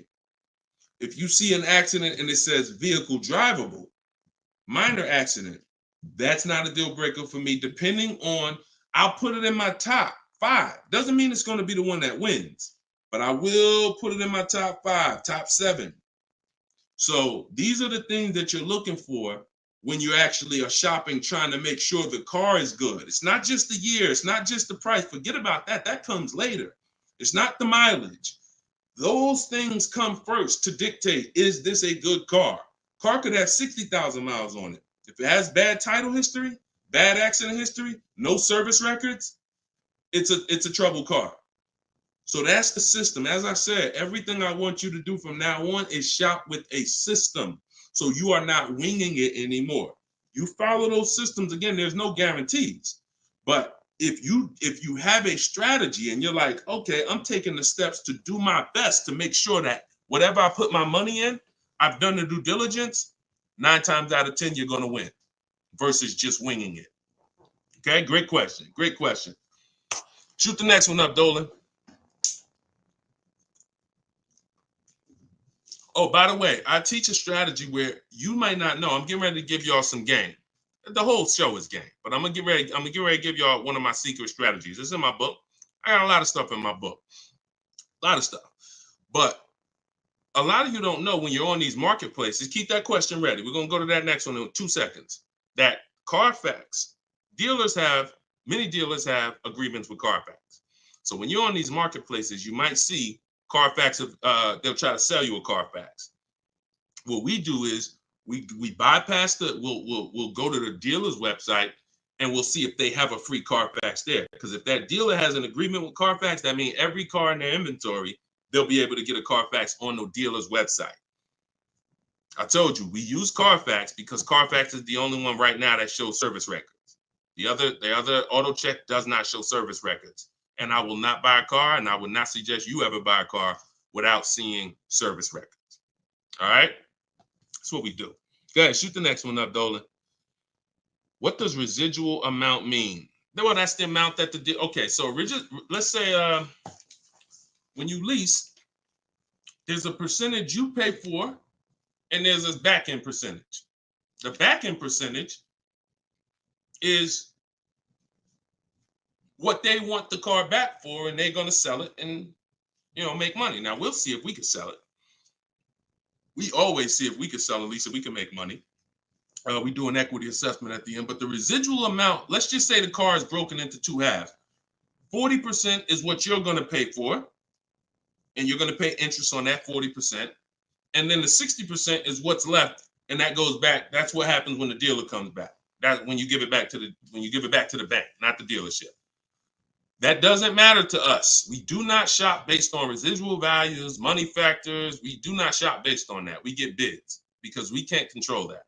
I've had people in the years come in, Wall Street finance guys come in with their finance calculators, asking me the money factor. And when I give them the money factor, we're converting it to an interest rate, multiplied by 2,400. And they're like, okay, they're doing all this math, and it's not going to help them because all they're doing is one-to-one negotiating. You don't get your best deal doing one-to-one negotiating. You get your best deal by making multiple dealers submit offers and bids. So you can know the residual all you want. You don't know the rebates.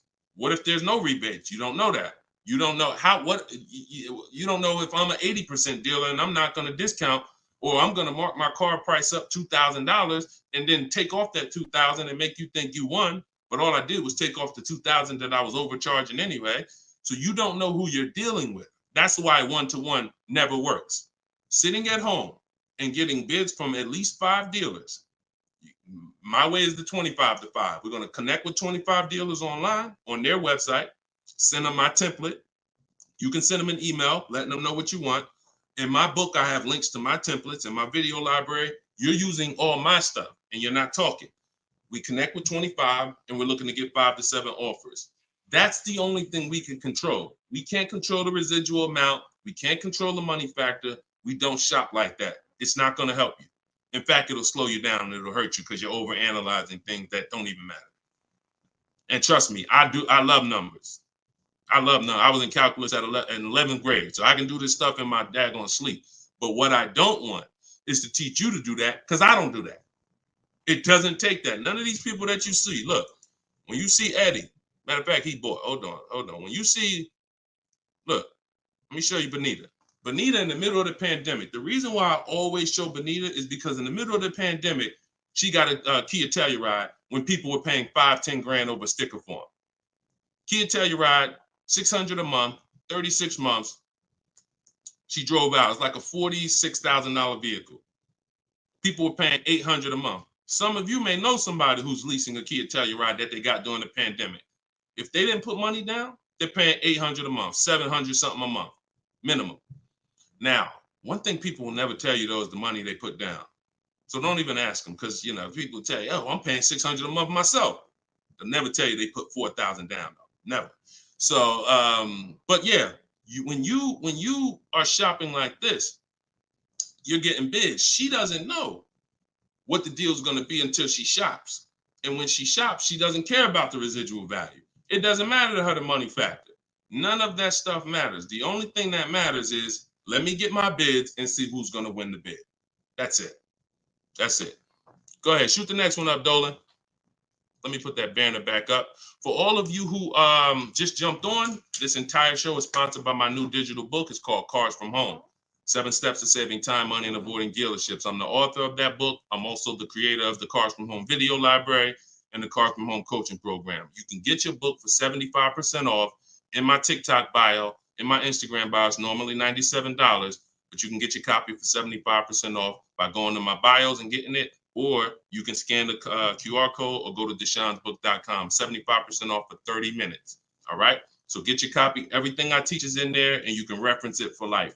All right. This one's from TikTok. When I see, we already did that one. I know you're snatching all the questions, but I tied that question in, even though you didn't post it. I tied that question into the other person who was asking about 0 down leases. All right. Thanks, Dolan. Okay. This is another one from TikTok. Lease mileages. Let's go, Instagram. Make sure you're typing your questions. All right. Make sure you type in your questions, Instagram. We live every day at 12 and 3. So let's see. TikTok. Lease mileage 10,000 under allowable. Does that value when getting next lease? No. What you're going to do is you're going to do an equity assessment. You are not going to, how many people right now have dealers calling them, telling them to come in and they can get you out of your lease, or they could trade you out of your car and put you in another car? How many people have either phone calls coming in, emails, or you get mail? Hey, Leo, good news. We need your 2019 car. We have somebody looking for that car. How many people are getting those emails or those calls right now?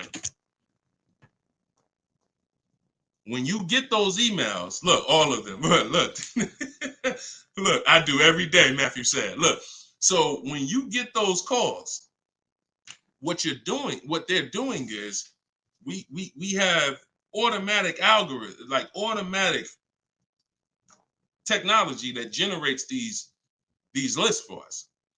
It's not that they saw your car exactly and they're like, oh, I love your particular car.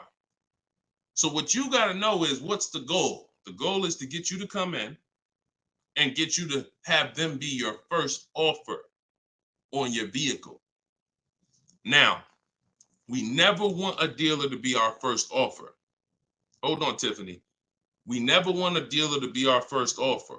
We want the dealer to be our last offer all the time when it comes to our car that we're replacing. So you're going to do something, Wanda, called an equity assessment. You're going to call the bank. You're going to ask the bank 2 questions if you're leasing. 1 question if you own. What's my payoff? That's the question everyone asks.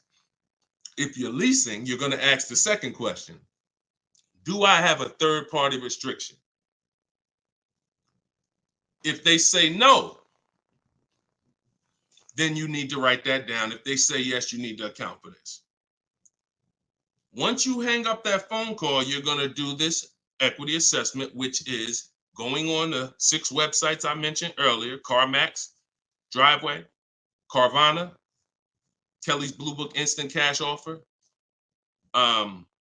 AutoNation Sell My Car, and Car Guru Sell My Car.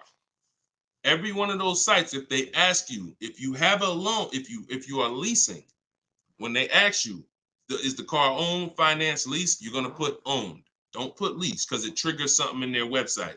They don't know how to separate third-party restrictions and not. And just so you know, for those of you who think you can't sell your lease because you have a third-party restriction, you're wrong. We sell leases with third-party restrictions. A third-party restriction doesn't mean you can't sell your lease. It means you can only sell your lease to a dealership that sells the same brand. So if I have a Nissan lease, I can only sell my lease directly to a Nissan dealer. And I'm selling and getting what? What's the best? What do we do? Bids. I'm not, every Nissan dealer is not the same. So for those of you who had third-party restrictions, I saw a lot of people, I had to buy my car and resell. We don't do that. If you have equity, $3,000, $4,000, $5,000 in equity in your lease, you are now going to sell that car to a local dealership, and we're going to get bids. I have a script in my book for talking to used car managers and getting bids from local used car managers. Now, if you don't have a third-party restriction, it's even easier. You're going to get those bids, those 6 bids, and you're going to sell to one of those. If you have a finance, it's even easier. Finance and no third-party restriction is pretty much the same. You're going to sell to the highest bidder of the online dealers, and if you have to replace your car, you're just going to keep those offers on hold, because some of you are going to say, well, I could make $3,000 selling my car, but I need to find my new car first. No problem. In my book, I teach something called timing the transaction. You're just going to put those offers on hold. You're going to start your shopping, and you're going to find the dealer who's going to win your bid to sell you the car. And then you're going to pick up your new car and sell your old car the same day. These companies cut you a check. This isn't like Facebook Marketplace. You go into CarMax, literally they inspect the car, they cut you a check, you leave with the difference. It's not a 2-3 day thing. This isn't like, oh, I need to. No, this is very simple to do. And that's the equity assessment process. We get bids on everything. Our old car, our new car we're buying, our loan. Everything's a bid. All right, everybody clear on that? If you're getting value out of the show so far, I want you to type $signs. If you're getting value out of the show so far, type $signs in the comments. I want to make sure that we're getting value out of what we're talking about. And then we're going to go to Tiffany's question. All right, I see you, Brandon. All right, perfect. All right, I see you, Denise. I see you, Terrence. I see you, user 9771631053712. I see you, the Wildlife Diva. Perfect. 36 Chambers. Richard, I see you. Perfect. All right, wonderful. All right, shoot, can you pull Tiffany's question up? I purchased the book and reviewed the email. How it hasn't downloaded since I did something wrong. Dominic, just as soon as you purchase the book, I give you a support email. Don't DM, because we have 2 million followers. We're blessed, thank God. DMs, we get hundreds of DMs. You get a support email. Let me know if you got it, and then just if there's anything, we'll get you the book. We'll send it to you manually. Okay. So just hit me with that. Just make sure you got it. All right. So Tiffany said, this is from TikTok, would you finance your lease at the end? 2018 Audi S5, 42,000 miles, 5K down, 12,000 miles. So when I talked to you earlier, you have to ask yourself the same question. If you were here earlier, the most important question is, how many years are you keeping the next car? You're going to ask yourself the same question right now, because you're about to buy another car. You have to see your lease. Buying your lease, you have to see it as buying another car. It's a used car. That's what you're doing. Hold on. Okay, LA Connect, do me a favor. Hold on. LA Connect, shoot me a DM. I'll look for your DM. And you get the support email. You don't get the support email. As soon as you purchase, the thank you page says, here's the support email. So, and check your spam and check your junk folder, okay? Because we got a pretty sophisticated email technology that is spot on most of the time. I'm not going to sit up here and tell you it's perfect, but I mean, we deliver a lot of books without issue. So sometimes it's in spam, sometimes it's in the junk folder. Okay, so that's how you have to see buying your lease. You're buying a used car. The only difference is it's your car. That's the only difference. You don't, instead of going to look for a used car, you're saying, I'm going to buy that used car. So the same question exists. How many years are you going to keep the car? Now, if you say 8, you're not going to break the 8-year rule. Then you could buy it. But if it's not 8, it makes 0 sense not to be shopping for another lease. I'm going to tell you why. One, the depreciation. And I'll talk to you about, I'll do a quick scenario of, because some people say, Deshone, when I buy used cars, they don't depreciate as much as used cars, but you still pay more than people who get great lease deals, than people who get great lease deals. You're still paying more money, and now you're paying more money for a for a worse car. So, but when you are looking at these scenarios, most people are going to finance for a 5-year or 6-year loan to buy their lease out. but you've already had the car for 3 years. So you have to say to yourself, what's the likelihood I'm going to keep this car that I've already had for 3 years for another 3 years?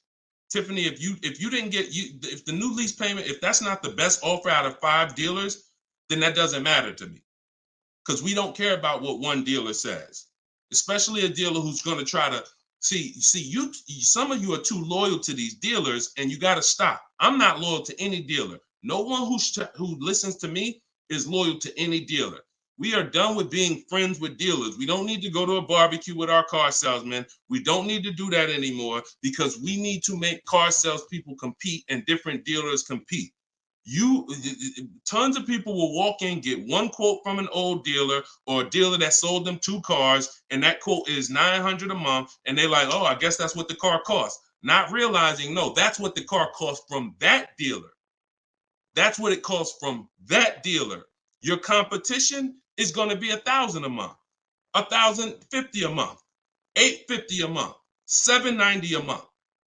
I told you, when you shop the correct way, you are going to expose the dealers that are overpriced. That's why that person who came on here, who Dolan put that comment up that said, hey, I use your stuff, dealers can't hide. Because it's an exposing of the overpriced car dealers. We see the people who are overcharging us, because when we see that best offer is $790, and then we see another offer for $840, another offer for $890, another offer for $920, we realize all of those other higher price offers were taking a shot at us, hoping that we weren't going to shop them. But that's okay. We're buying from the 20% who beats their offers. So before we ever make a decision to leave, we must shop 5 offers, and none of you are going to realize that this is right. See, like I said, between my book, the Cars from Home Library, and my coaching program, we've helped 8,000 people since 2021. These are the numbers. 80% of dealers are overcharging you. And if you don't have multiple offers in front of you, at least 5, you're not going to ever find the best price dealers. And you don't do this the hard way, going into dealer to dealer to dealer. You do this sitting at home on these dealers' websites, requesting your offers, looking at offers strategically. That's why my book is called Cars from Home. My system is called Cars from Home.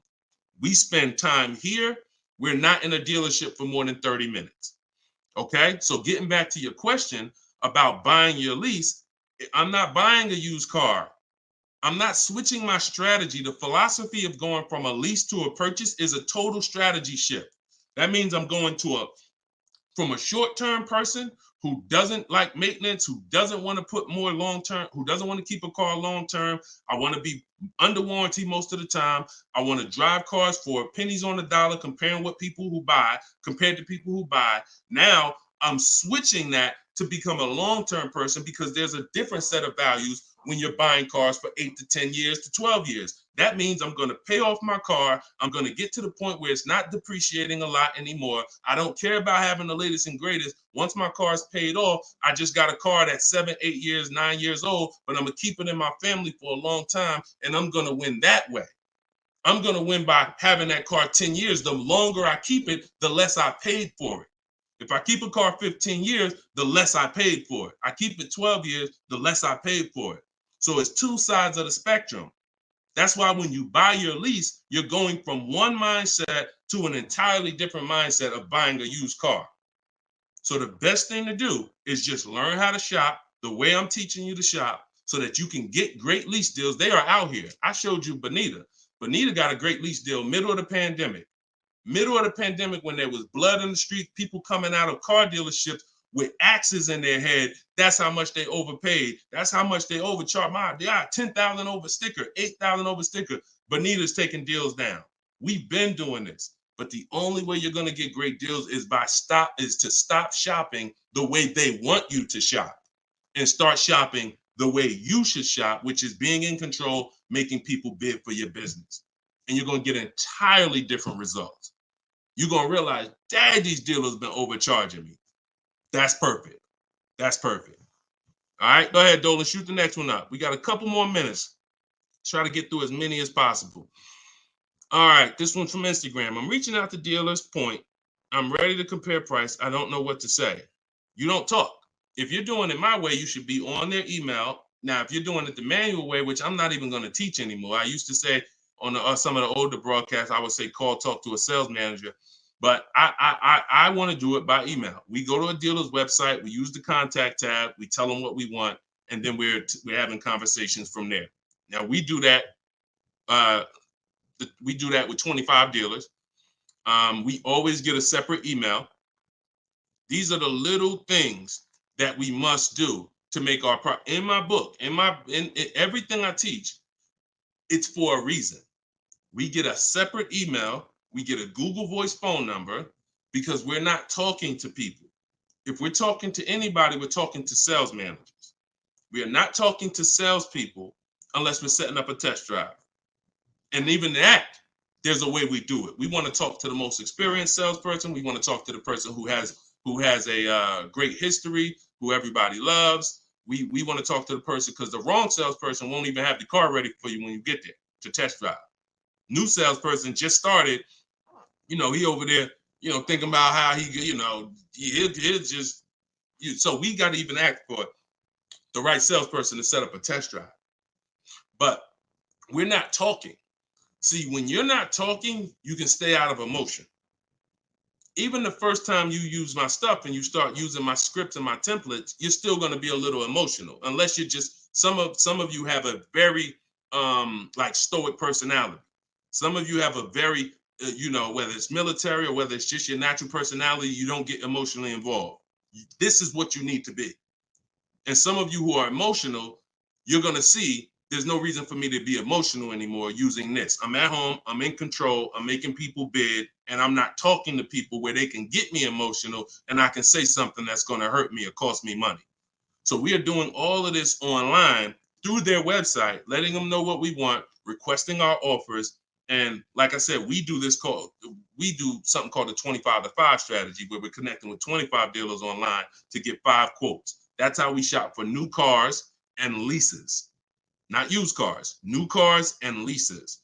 So you shouldn't be talking saying, I don't know what to say. You are reaching out to them. First thing we're going to do is let them know what we want. After we confirm the dealer has what we want, then we're going to request our quote and our offer. So that is what, and if you are shopping for a purchase, then we're requesting an all-in quote. We're requesting an total, all fees, everything included. And if we're shopping for a lease, I talked about earlier how we get our lease quotes and how the format that we have when we're shopping for our lease quote. So my book is $24 if you get it at the 75% off. In that book is my scripts. In that book is my templates, where you fill in your information, you fill in the car you want, and I walk you through my entire process. I also have replies in there, because there's going to be things that they say. These are trained people you're dealing with. We deal with trained salespeople. So when you are reaching out to them, they're going to say things like, hey, when can you come in? Hey, okay, I'm handling my entire process from home. And then you always end with a question. All my scripts end with a question. You should always end your email with a question, not a statement. So if they say, hey, we only car shop, we only give quotes in person. Okay, well, no other dealer that I'm talking to has said that. Should I remove you from my list, or are you gonna present an offer? Always a question, because you bounce the ball back to them. So all of my scripts and my replies are in there. This is what, and there's, but you need to keep the conversation on your agenda. You're having a conversation online with these dealers. And that's why I say separate email, Google Voice number, dedicated, locked in. You don't want a bunch of car dealers' emails mixed in your personal email. That's not how we do it. That's going to mess you up. We do not do it like that. That'll confuse you. Now you're missing emails and all of that. Separate email. All right. Go ahead. Denise is asking, can you answer my question? I want to know if I have options. Can you find Denise's question from TikTok? TikTok, Dolan? You see Denise's question? Give her a second. Thoughts on, while you do that, I'm going to enter this thoughts on leasing a Tesla. There's no price negotiation. There's no price negotiation. So there's no reason to get bids. You can't get bids on Tesla. Keep that up. I'm gonna get to that right after this. This is a short answer. What you need to do when you're leasing a Tesla is total out of pocket, first month payment, 12,000 miles per year, divide the monthly payment into the MSRP, like I said. And if it's over 1.5%, you're paying too much for a car you're giving back. So we still need to know if the lease deal's good. We still need to know if the lease deal's good. Doesn't matter. Even if it's no negotiations. Plenty of people out there that got bad lease programs that are dependent on people who don't know what a bad lease program is to come in and lease the car. And until we stop leasing those cars at these bad lease programs, when we stop, that's when they'll change. All right, it's always a buyer's market for us. Go ahead. All right, so this one's from Denise. I have a Jag and need to downsize. I'm retired and upside down 14,000.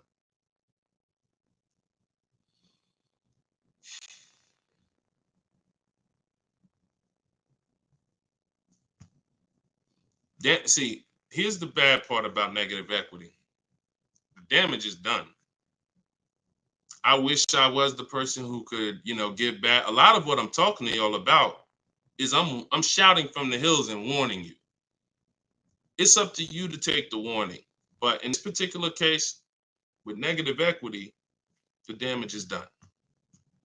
Now, how do we get out of it? It's only two ways. I talked to you about that earlier. Now, in your particular case, now there's a third way.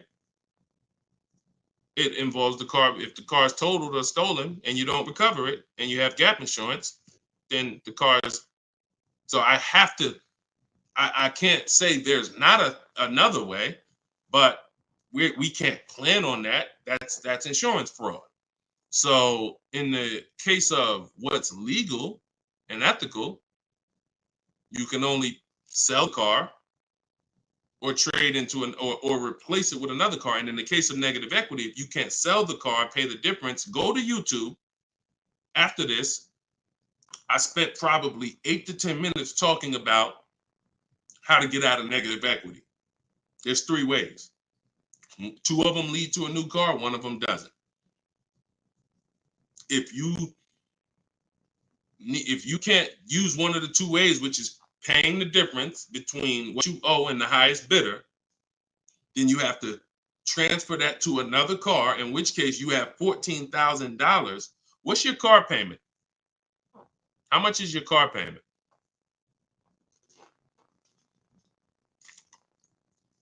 And if you need to downsize because you want a smaller car, okay, $769. If you need to downsize because what's the reason that you need to downsize?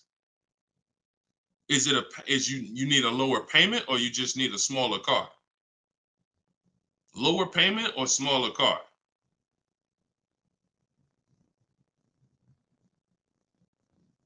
Sometimes I need to ask more questions. This is why, we go, I have 3 things I created: the Cards from Home book, and the video library, and coaching. In particular cases, I need to ask more questions before we could give a custom answer. Lower payment. So you got to look at it like this. Most people should be transferring negative equity into a lease. Now, once you actually bring 14,000 over, and your negative equity amount should always be based on you getting the offers. It shouldn't be based on what you think or what a dealer told you the car is worth. So that's one thing. Let's start there. Equity assessment, you need to rewatch the show. You need to see that segment. If you have my book, you need to follow the segment on the equity assessment to find out what your real negative equity is. That is on a 39-month lease, bringing that over, you're talking about 14,000. That right there is $358 a month. You know what you possibly could do? Try listing the car on Swap a Lease. Now, if that payment is good for the car, let me see. Did we? You got a Jag. Depends on if $769 a month. Now watch this. If $769 a month is a good payment for that vehicle, then you can list it on Swap a Lease, and then you could have someone take over the payment. But it got to be a good deal. If they could go out and they could get a $600 payment on that same vehicle, then they're not going to take it over. So this is another option for you to consider. Now, if it might even be advantageous to you to list that car and contribute some. You might say, all right, I'll pay $100 and all right, my payment's $769, I'll pay $100 and somebody take it over for $669. Whatever you need to list it for to get out of it, to have someone take it over, may be advantageous to do until the lease ends. And then you go and get yourself a very inexpensive car that you can qualify for, because if you have someone take over the lease till the end, you could probably go get yourself something, lower payment, but that car coming into the deal, you're going nowhere, because $14,000, unless you got cash. If you got some cash, then yes, cash can solve all things. Get the offers, follow the equity assessment. You might pay the difference or transfer it over. You can't transfer it over because, like I just said, your negative equity alone is $350 a month. And that's without the interest that's going to be. It's probably going to be about $380 a month. So what's the note?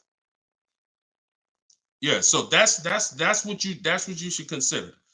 List the vehicle on Swap a Lease and see if somebody's willing to take it over.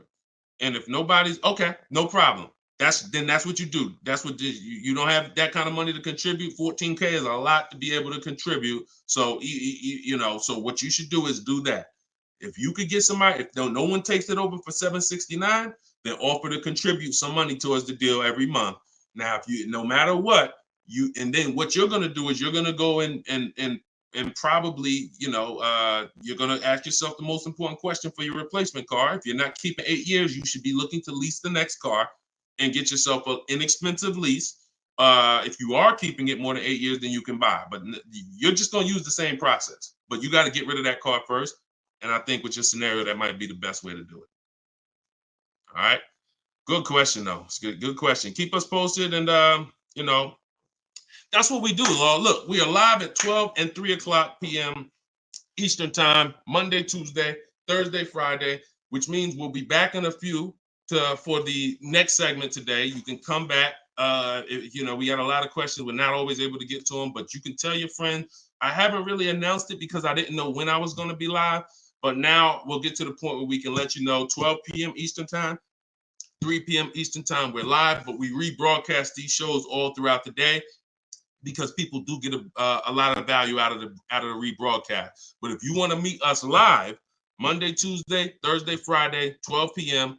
and 3 p.m. Eastern time, bring your questions. And if you didn't know, my book, Cars from Home, 7 Steps to Saving Time, Money, and Avoiding Dealerships, is 75% off for 30 minutes, part of our welcome offer. So you can get yours in my TikTok bio or in my Instagram bio, or go to DeshoneBook.com in the comment section on YouTube or in the comment section on Facebook.